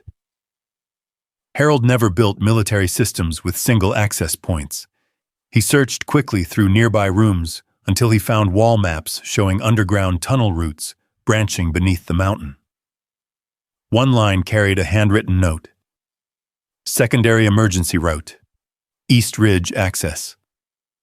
Another route deeper underground carried a different note. "Archive chamber." Wade stared at that one longer. Archive. The word from Harold's tape returned immediately. Every file, every recording, every transmission archive.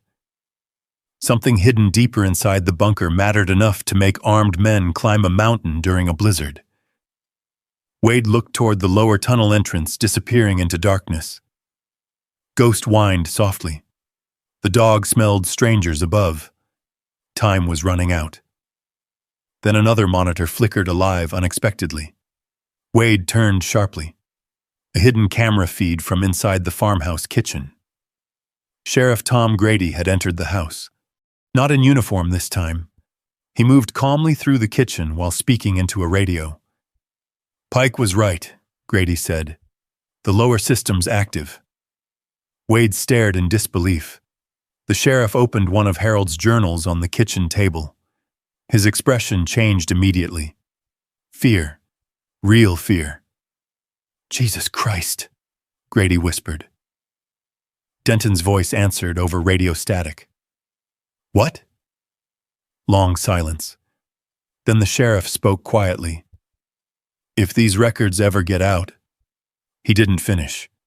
He didn't need to. Wade understood now. Whatever Harold discovered decades ago, it was bigger than land deals, bigger than money. Ghost barked sharply again. The men above were opening the hatch. Wade heard steel grinding faintly through the bunker corridors. Denton Pike's voice echoed somewhere overhead. "Spread out once we're below."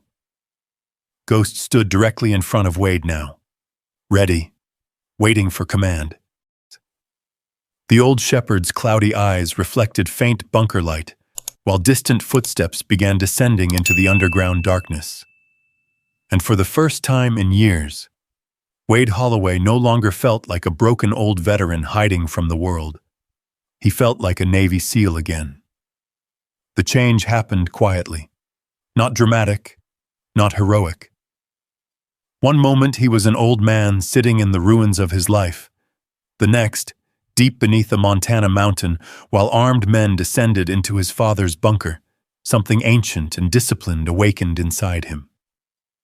Training, instinct, purpose.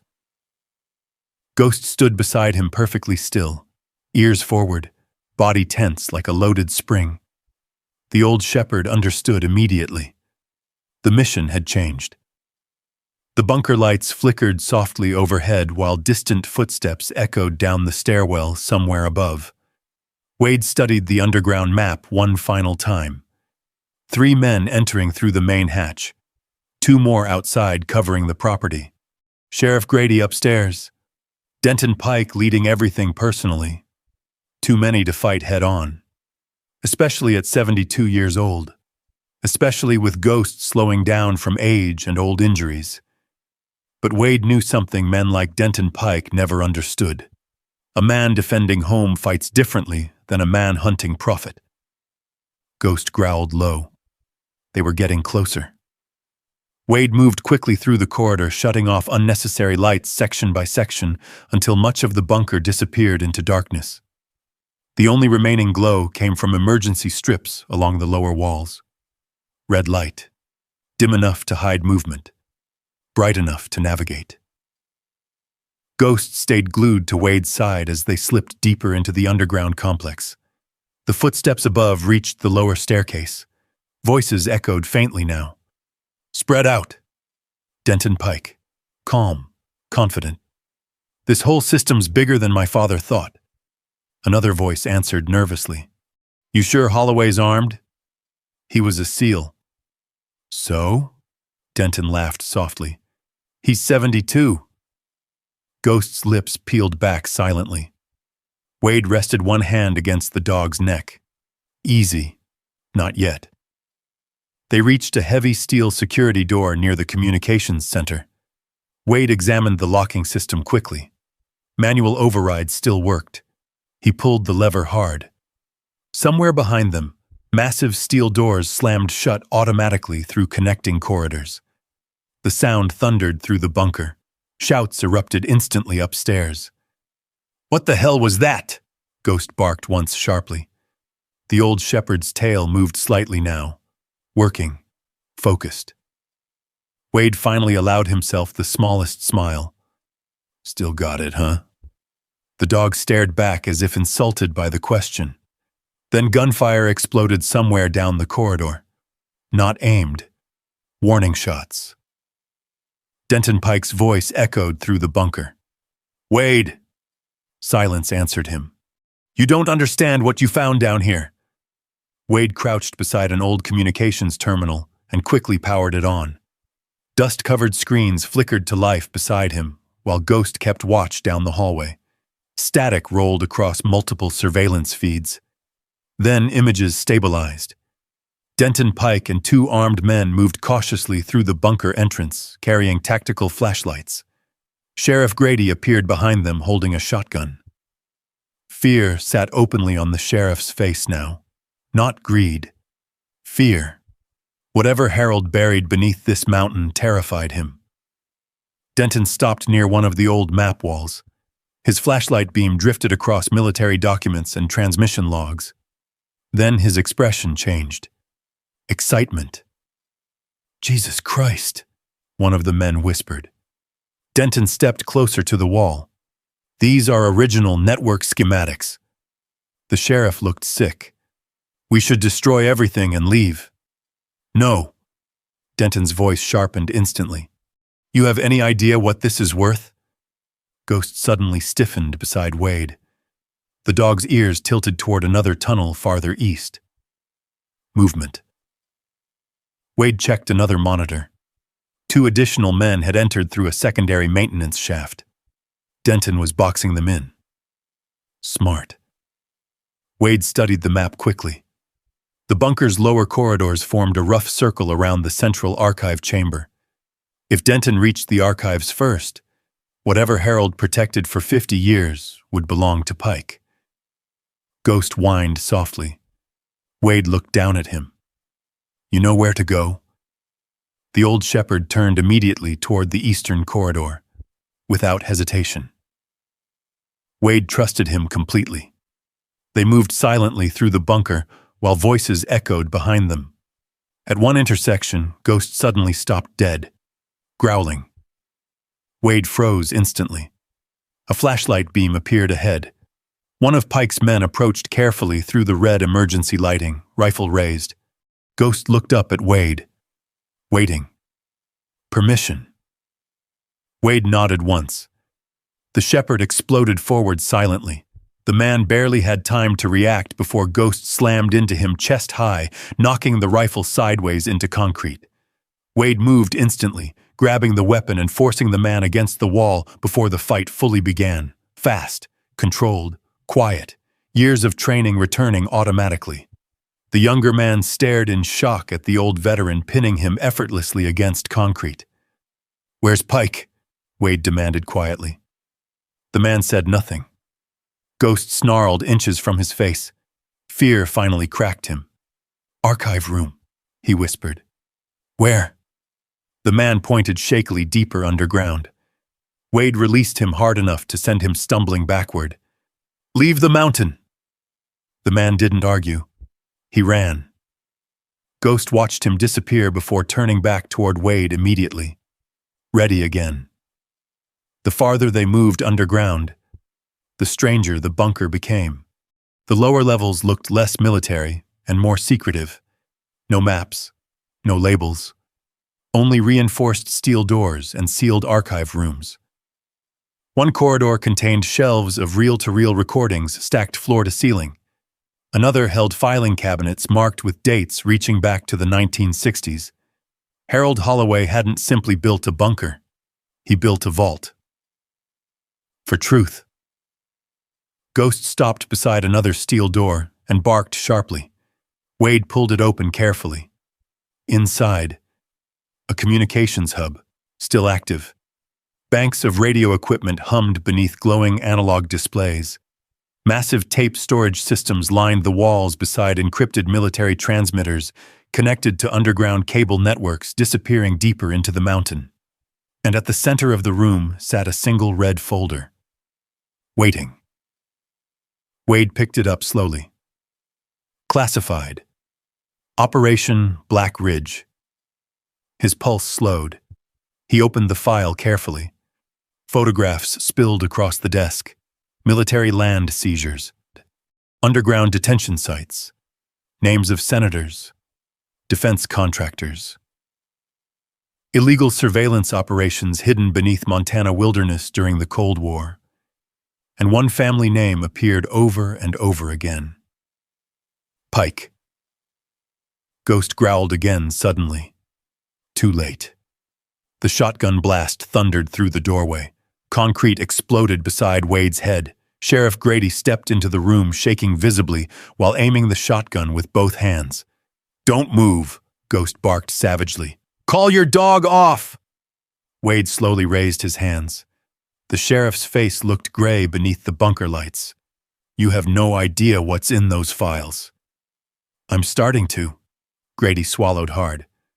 Those records ruin people. Good. The sheriff's hands trembled harder now. You think Pike's the bad guy here? He laughed nervously. Pike's just another scavenger. Men in Washington buried this place decades ago. Ghost moved protectively in front of Wade. The sheriff noticed. "I don't want to hurt the dog." That sentence made Wade angrier than the shotgun. Ghost was family, the closest thing to unconditional loyalty Wade had left. "You won't." Suddenly, Denton Pike's voice echoed from behind the sheriff. "That depends on him."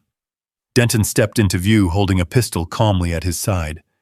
Snow melted slowly from his coat onto the concrete floor. He looked almost relaxed. "Hell of a setup your father built." Wade said nothing. Denton glanced around the communications room with obvious admiration. "My father spent 30 years trying to locate this place." "And why couldn't he?"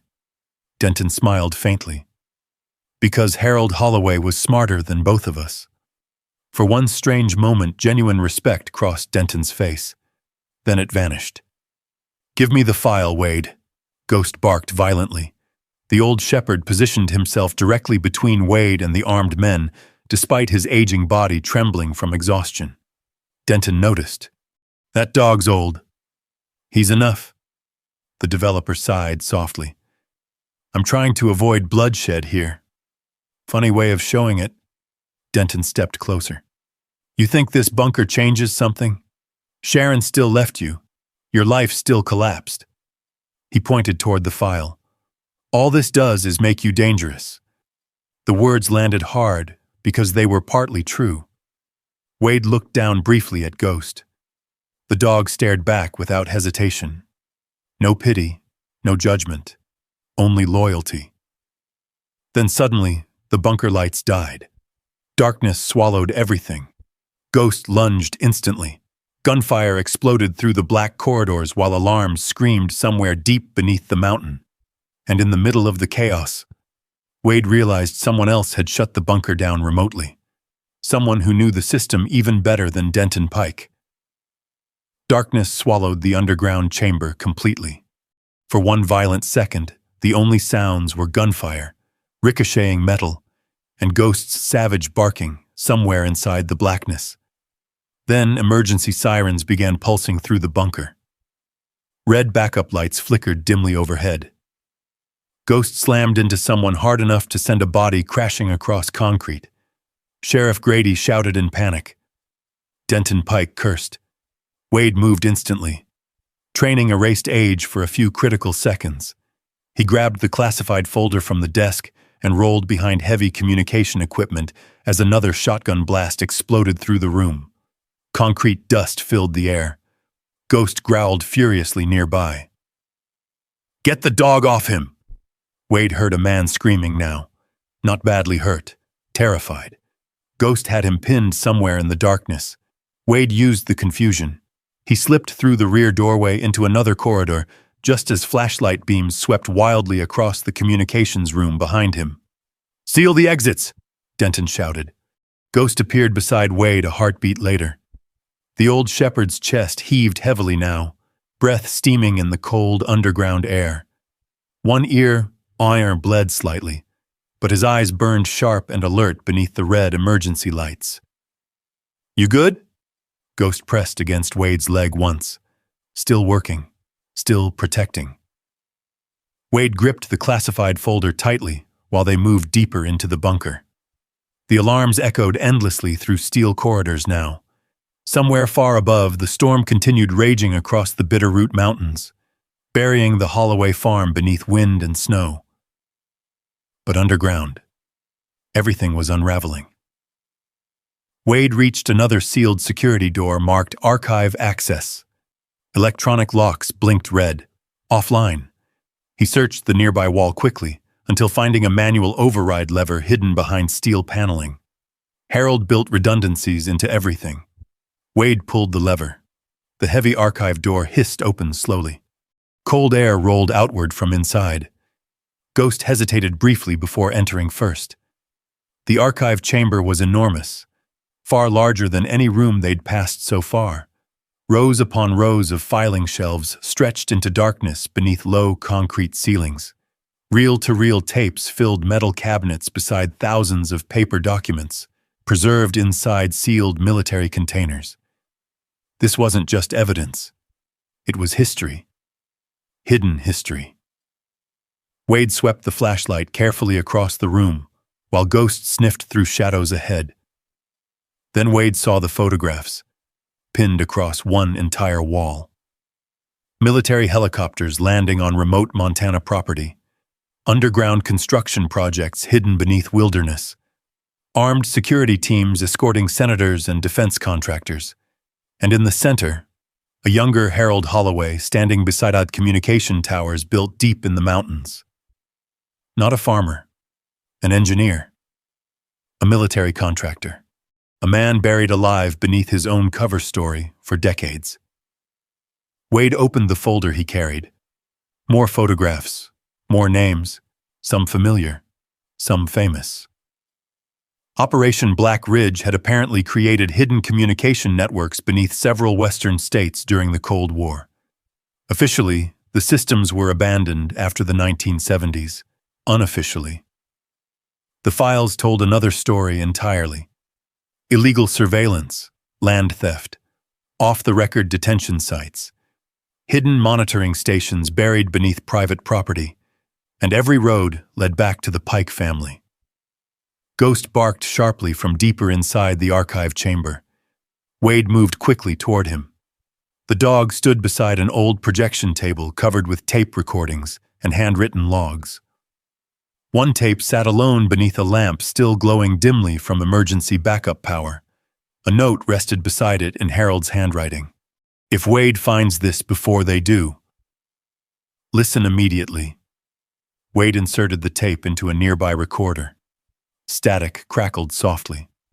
Then Harold's voice filled the archive chamber. If you're hearing this, then Denton Pike finally found the bunker. Wade froze. Harold sounded older on this recording, tired. The Pike family helped build Black Ridge during the Cold War. They handled land acquisitions for the government. Most owners never knew what was buried beneath their property. Ghost paced nervously beside the shelves. Harold continued. But after Vietnam, some of us discovered the system never shut down. Surveillance continued. Illegal transmissions. Disappearances. His voice lowered. People died protecting these secrets. Wade stared into the darkness between shelves. My team tried exposing it in 1978. 3 men vanished within a month. Harold paused heavily. I buried the archives under this farm because the Holloway property sits directly above the central relay hub. The alarms pulsed louder overhead. Ghost growled suddenly toward the hallway. They were getting closer. Harold's voice continued through static. The Pike family spent decades trying to recover these files before anyone else could. A pause. Including Denton's father. Wade opened another file quickly. Inside were photographs of younger Denton Pike standing beside survey teams outside the Holloway property almost 20 years earlier. They had hunted this bunker for decades. Then Harold said something that made Wade's blood run cold. They targeted you because of me. Wade stopped breathing. When you joined the SEAL teams, the government flagged your name automatically through old Black Ridge records. Harold exhaled slowly. I believe Denton Pike stayed close to Sharon for years because he suspected eventually you'd inherit the farm. Wade leaned heavily against the archive table. No, that couldn't be true. Could it? Suddenly, memories shifted painfully in his mind. Denton appearing around town more often over the years. Sharon attending Pike development charity events. The strange friendliness. The interest. The manipulation. Had all of it been connected? Ghost barked violently. Flashlights swept through the corridor outside. Too late. Denton Pike entered the archive chamber holding a pistol and flashlight. Sheriff Grady followed beside him looking pale and exhausted. 3 armed men spread outward between shelves. Denton smiled faintly when he saw Wade. There it is. His flashlight settled on the files. 30 years of hunting finally pays off. Ghost stepped directly in front of Wade again. Hackles raised, teeth exposed. The old shepherd's body trembled now from exhaustion and age, but he still looked ready to tear through anyone who came close. Denton noticed. That dog would die for you. He already almost has. For one brief second, something flickered across Denton's face. Not guilt, recognition, like maybe he understood loyalty enough to envy it. Then it vanished. Give me the archives. No, Denton sighed softly. You still think this is about justice. What's it about then? Survival. The developer moved closer carefully. These files destroy powerful people, not just politicians, intelligence agencies, defense contractors, men who bury problems permanently. Sheriff Grady swallowed hard. We should have burned this place years ago. Harold's voice still echoed faintly from the recorder behind Wade. If they corner you underground, there's another tunnel beneath the archive chamber. Denton heard it instantly. His eyes widened. There's another exit? Ghost barked explosively. The armed men moved forward. Then suddenly the floor trembled. Deep, violent, dust rained from the ceiling. Everyone froze. Another tremor rolled through the bunker. Somewhere deeper underground machinery roared to life automatically. Emergency systems. Harold built fail-safes into the bunker, and apparently someone had triggered them. Red warning lights flashed harder now. Archive purge sequence active. Sheriff Grady stared upward in horror. What did you do? Wade hadn't touched anything. Neither had Denton. Then Harold's recorded voice spoke one final sentence through the static-filled tape. If this system ever wakes up again, run. The bunker shook harder. Somewhere beyond the archive chamber, heavy blast doors began slamming shut throughout the underground complex, and Ghost suddenly spun toward the far end of the room, barking wildly at something hidden behind the shelves, a tunnel entrance, opening slowly beneath the mountain. The hidden passage groaned upward behind the archive shelves, while red emergency lights flashed violently across the bunker walls. Dust rained from the ceiling. Steel screamed somewhere deep underground as automated blast doors sealed section after section of the complex.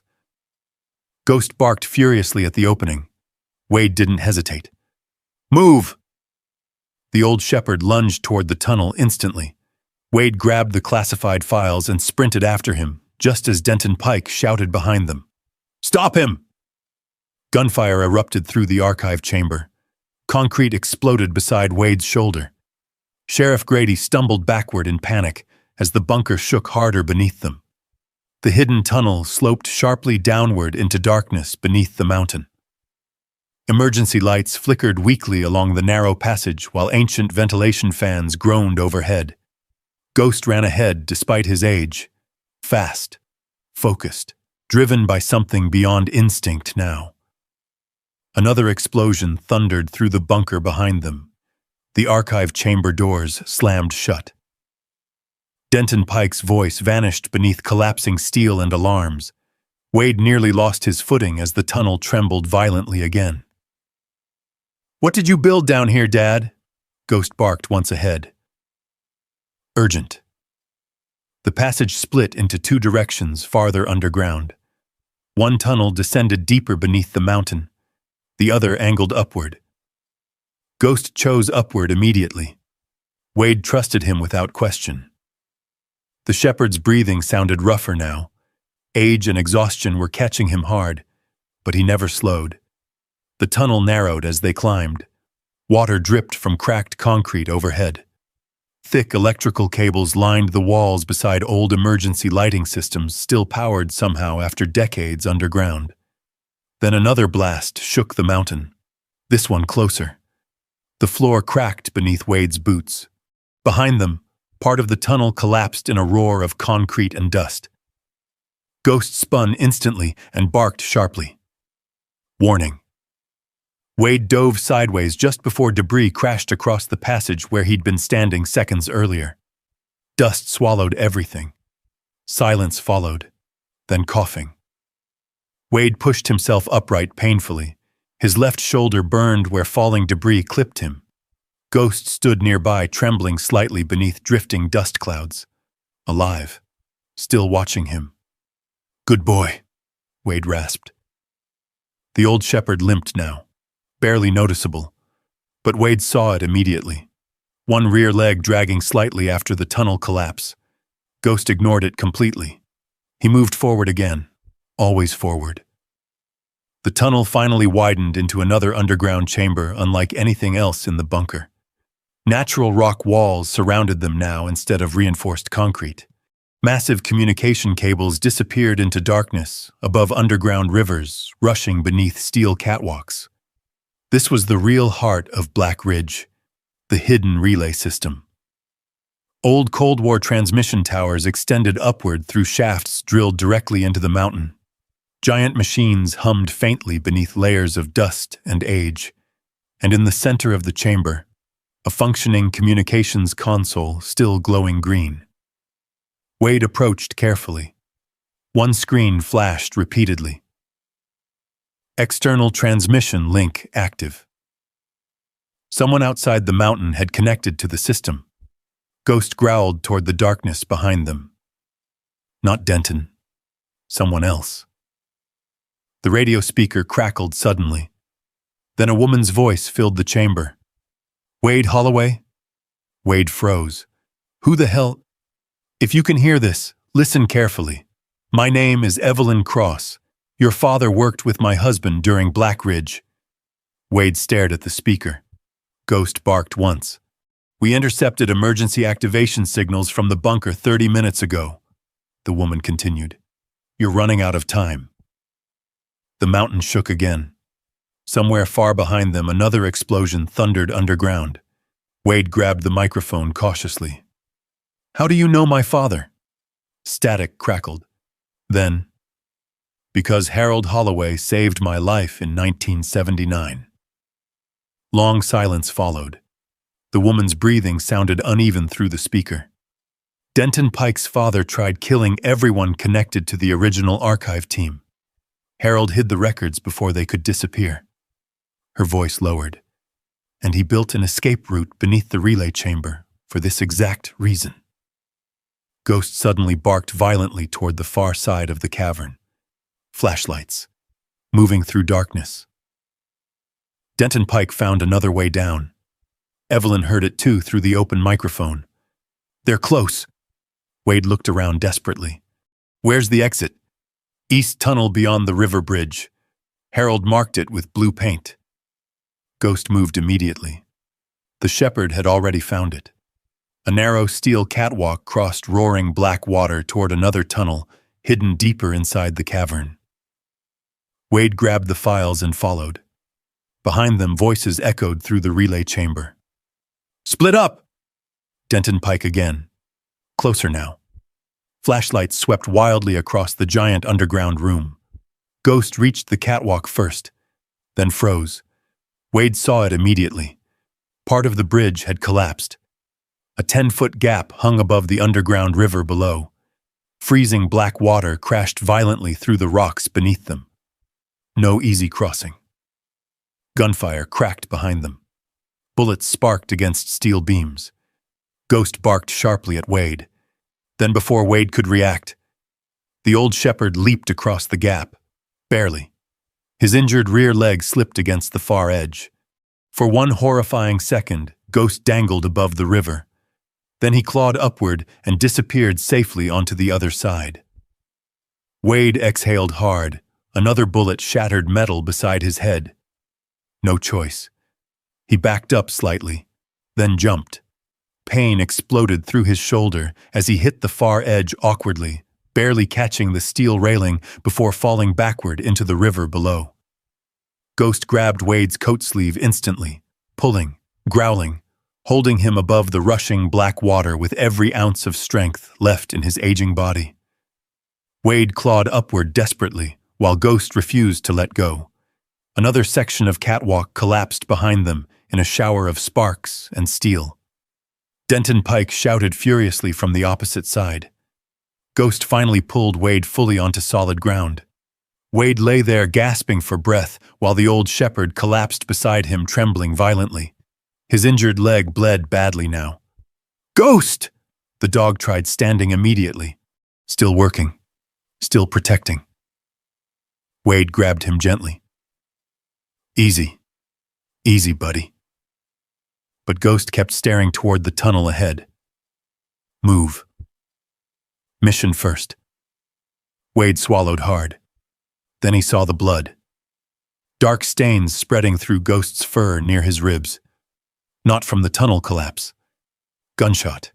Somewhere during the blackout chaos. The realization hit Wade like a knife. "No, no, no!"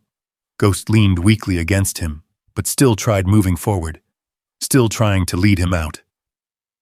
Wade's vision blurred suddenly. Not panic, not fear. Something worse. Love. The old shepherd had followed Wade through war, nightmares, divorce, humiliation, and now this mountain. And he was dying anyway. Another explosion shook the cavern behind them. Denton Pike's men were crossing another route now. Time vanished instantly. Wade forced himself upright and lifted Ghost carefully into his arms, despite the pain screaming through his shoulder. The shepherd whined softly, but never fought him. "You carried me long enough," Wade whispered hoarsely. "My turn." The escape tunnel climbed sharply upward through natural rock formations beneath the mountain. Freezing wind drifted through cracks overhead now. Close to the surface, Ghost's breathing grew weaker against Wade's chest with every step. Wade kept talking to him anyway, the way soldiers talk during medevac flights when silence feels too dangerous. "Remember Kandahar?" Ghost's ears twitched faintly. "You dragged me out of that burned convoy." Another painful climb upward. "You remember sleeping beside my bed after Sharon left?" Ghost's cloudy eyes looked up weakly at him. Wade's throat tightened. "You're the only damn thing that never gave up on me." The tunnel suddenly opened into blinding white light. Snowstorm. Night sky. Mountains. They emerged halfway up the eastern ridge overlooking the Holloway farm far below, and above the storm. Helicopters. Black military helicopters cutting through snowfall toward the property, searchlights sweeping across the mountainside. Federal response teams. Evelyn Cross must have transmitted the archive files already. Below them, the barn exploded. Flames burst upward through the storm as part of the bunker collapsed beneath the farm. Denton Pike's men scattered across the snow. Sirens echoed faintly through the valley now. Ghost lifted his head weakly toward the helicopters. Then finally, for the first time all night, the old shepherd stopped trying to move. Wade dropped to his knees in the snow, holding him close while rotor blades thundered overhead. "No," Wade whispered brokenly. "Stay with me." Ghost looked up at him quietly, trusting, loyal, the same way he always had. Then Wade pressed his forehead gently against the old dog's scarred face and finally said the truth out loud. "You saved my life more times than I deserved." Snow fell softly around them beneath the helicopter lights, and somewhere deep below the mountain, the secrets Harold Holloway died protecting were finally coming to the surface. The helicopters circled over the Bitterroot Mountains through sheets of snow while floodlights swept across the shattered Holloway farm below. Federal vehicles crawled up the mountain road in long lines, headlights glowing through the storm like moving fire beneath the trees. The bunker was still collapsing underground. Every few minutes, another muffled explosion rolled through the mountain.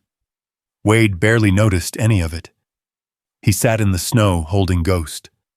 The old shepherd's breathing had grown shallow and uneven against his chest.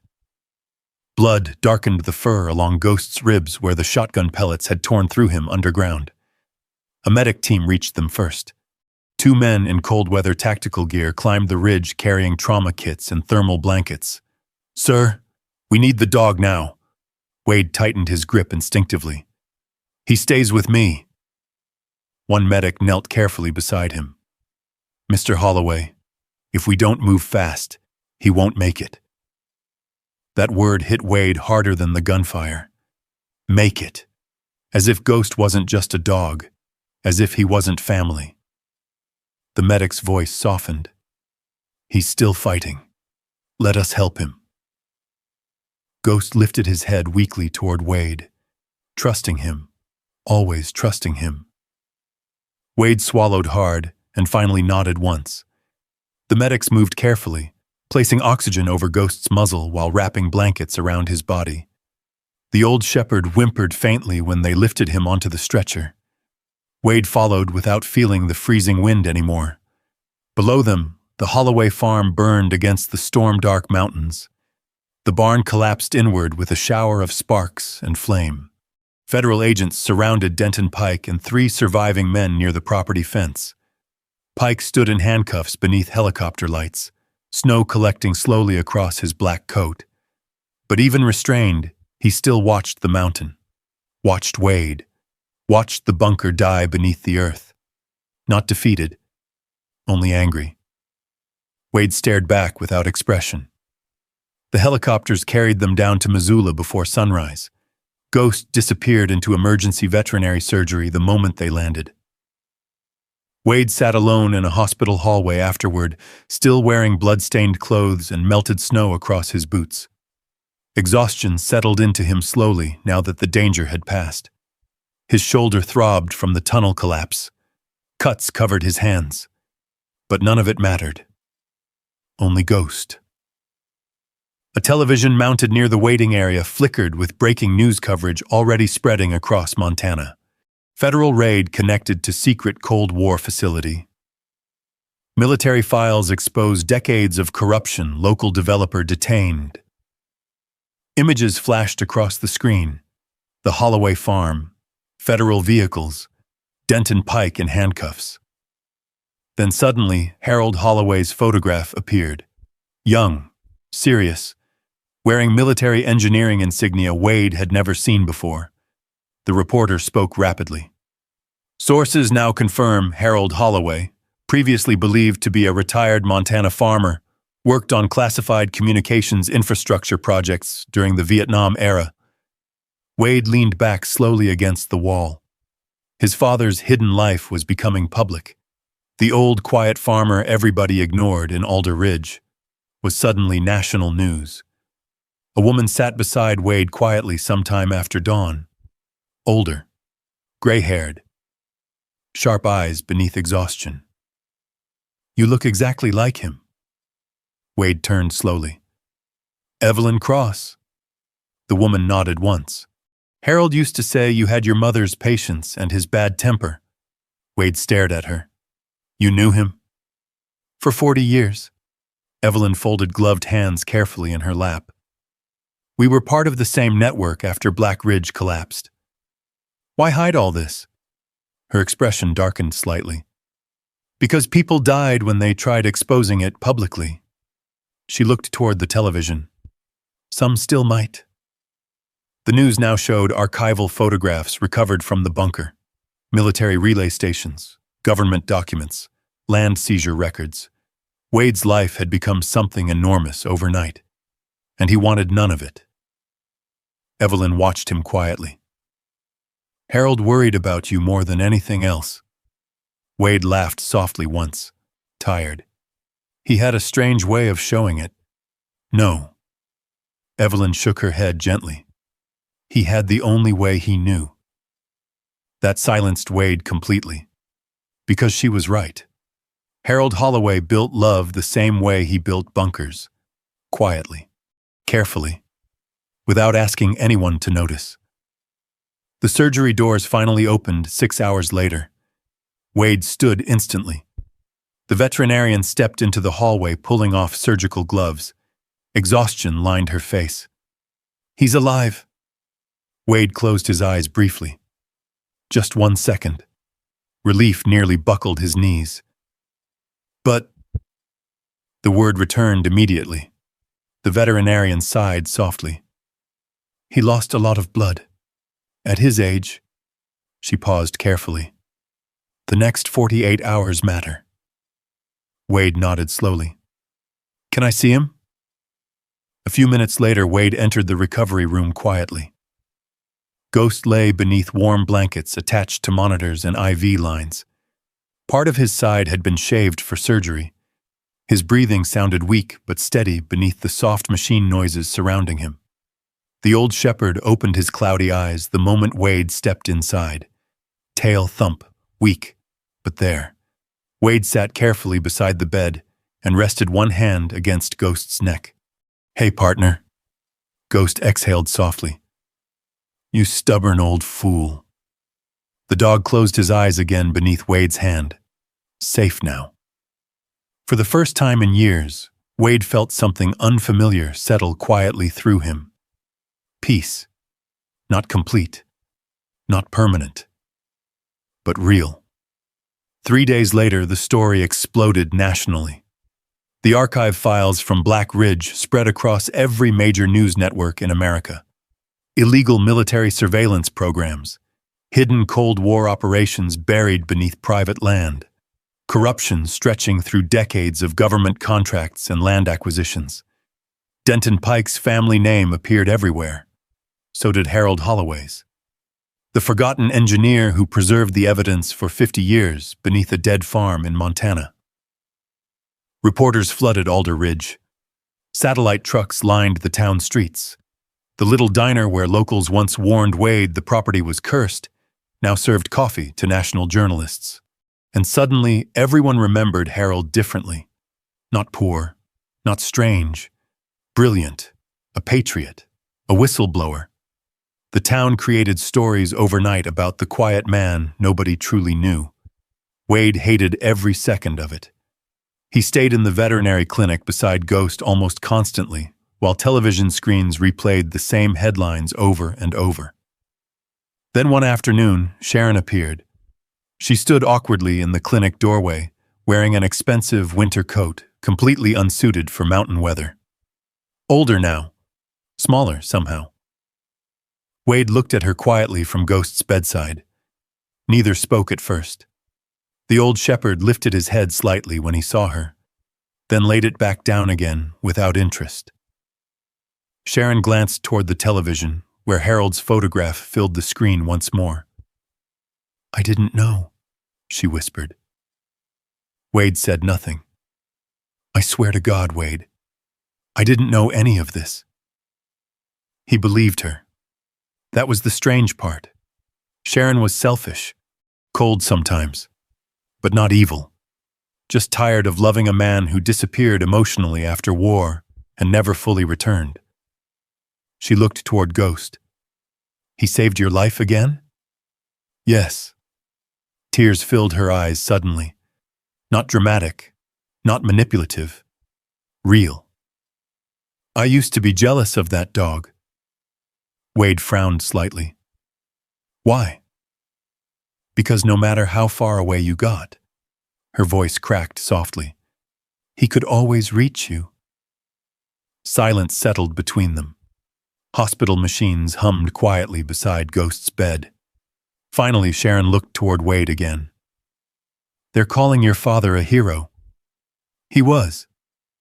She nodded slowly. I think, she swallowed hard. I think maybe I forgot you were one too. The words landed strangely. Not healing. Not enough for that. But honest. And honesty mattered now. Wade looked down at Ghost sleeping beneath blankets. Heavy things break eventually, he said quietly. People too. Sharon wiped her eyes. I'm sorry about the courthouse. Wade studied her for a long moment, then finally nodded once. Not forgiveness. Not anger either. Just acceptance. Sharon left quietly after that. Wade never saw her again. A week later, he drove back to the Holloway farm. Snow still covered most of the mountains, though spring sunlight had begun cutting through the storms at last. The barn was gone completely, collapsed into blackened wreckage above the sealed bunker below. Federal teams still worked sections of the property collecting evidence and recovering underground archives. but the farmhouse remained standing, waiting. Ghost lay across the passenger seat during the drive home, thinner now, stitched along his ribs, but alive. The old shepherd watched the mountains through the truck window the entire way. When they finally reached the farm, Ghost slowly climbed out and stood in the cold wind beside Wade.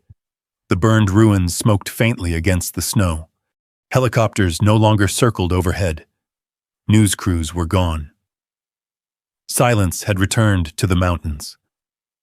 Wade looked across the property his father protected for half a century, then down at Ghost beside him.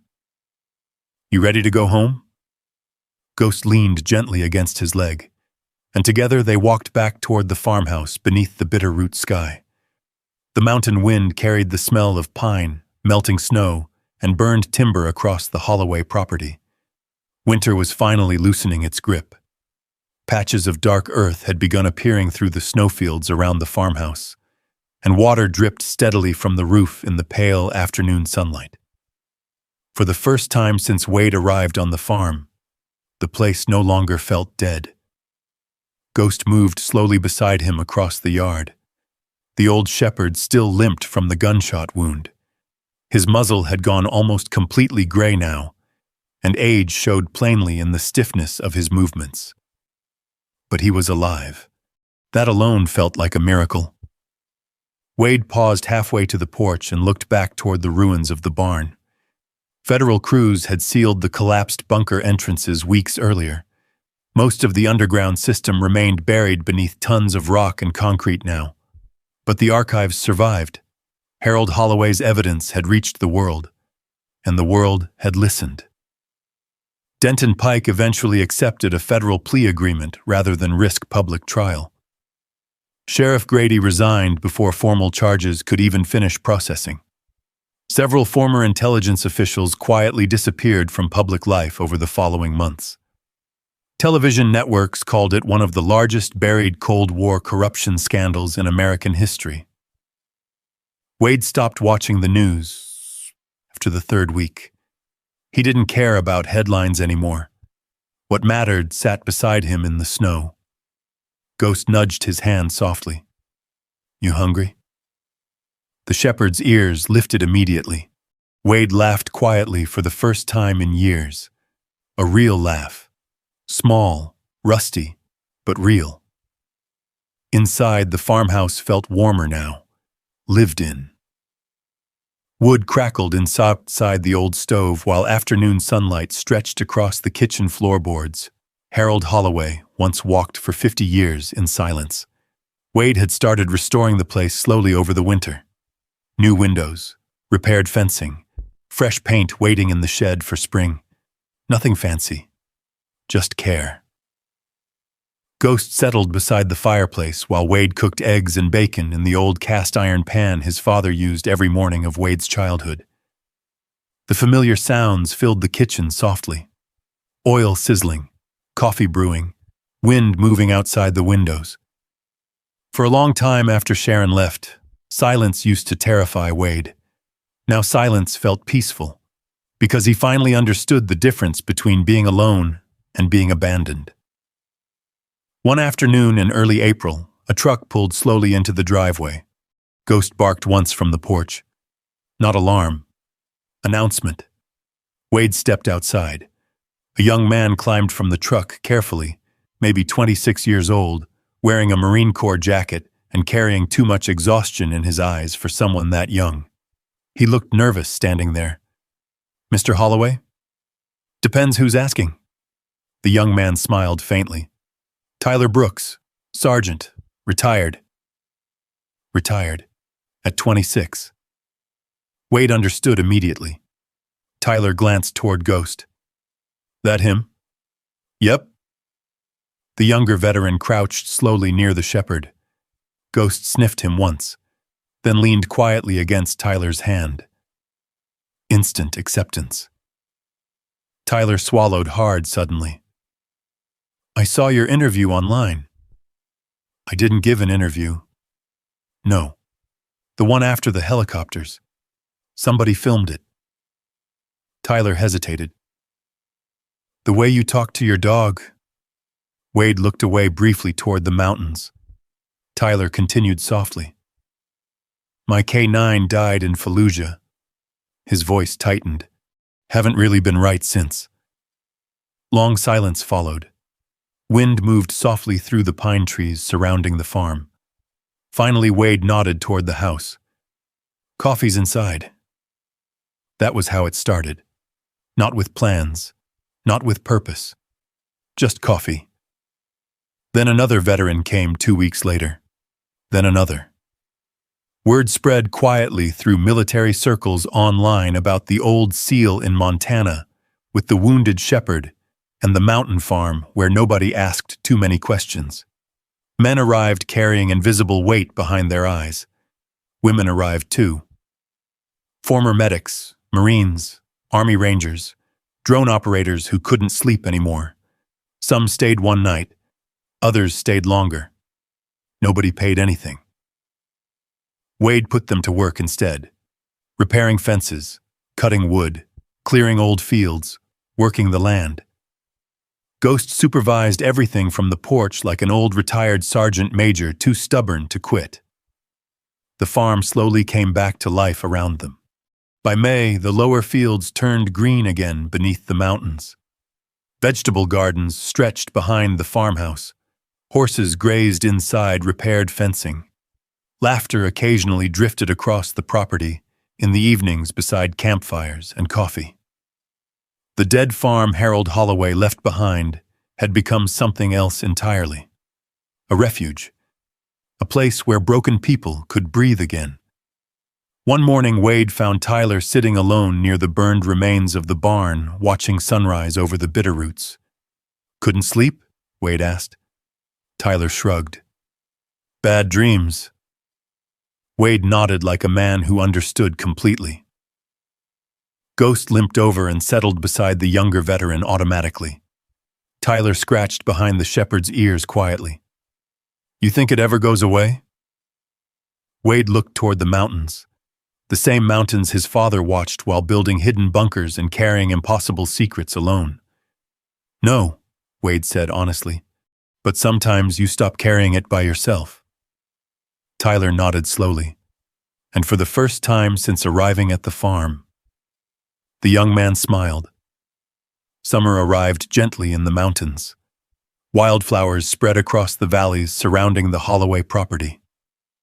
The repaired farmhouse porch filled with rocking chairs and muddy boots and old veterans drinking coffee before sunrise. Ghost grew stronger slowly. Not younger, never younger, but stronger. He still limped, still tired easily.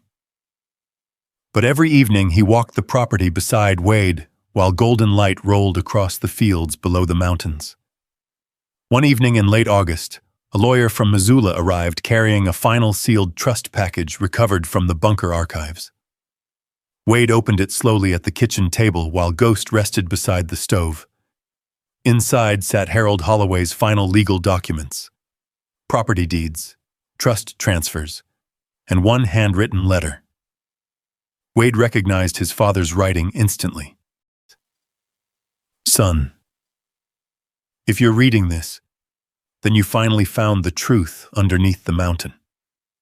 I'm sorry for the years I stayed silent, but I needed the farm to survive longer than I did, and I needed somewhere the world couldn't follow you when it finally became too heavy. The property was transferred into your name in 1982, long before Sharon, long before Denton Pike, long before any of this. Nobody could ever legally take it from you. That was the point. A man abandoned by the world still deserves a place to come home to. Love, Dad. Wade sat silently for a very long time afterward. Ghost eventually limped over and rested his head against Wade's knee. Outside, summer wind moved gently through the fields Harold Holloway protected for half a century. Wade finally stood and walked to the fireplace. Above the mantel hung 2 framed photographs now. One of Harold Holloway standing beside a younger Wade near the river decades earlier. The other of Ghost, wearing his military service harness during deployment. Between them, inside a small wooden frame, sat the old $2 bill. The same bill Sharon used to humiliate him in court. The same bill Harold transformed into a key. The faded pencil numbers remained visible near the edge. Beneath the glass, Wade had placed Harold's handwritten sentence. A man abandoned by the world still deserves a place to come home to. Ghost settled beside the fireplace afterward with a tired sigh. The old shepherd closed his cloudy eyes slowly, peacefully. Outside, the Holloway farm stretched green and alive beneath the Bitterroot Mountains, while evening light rolled across the fields like gold moving through grass. The wind carried softly through the valley, and for the first time in a very long while, neither Wade nor Ghost felt lost anymore. They were finally home. If you believe a man deserves dignity no matter how broken life leaves him, type home down in the comments. And if you've ever had one loyal soul stand by you when the whole world walked away, give this video a like and tell us where you're watching from. Subscribe if you enjoy stories about justice, second chances, loyal dogs, and the kind of quiet American strength that never really dies.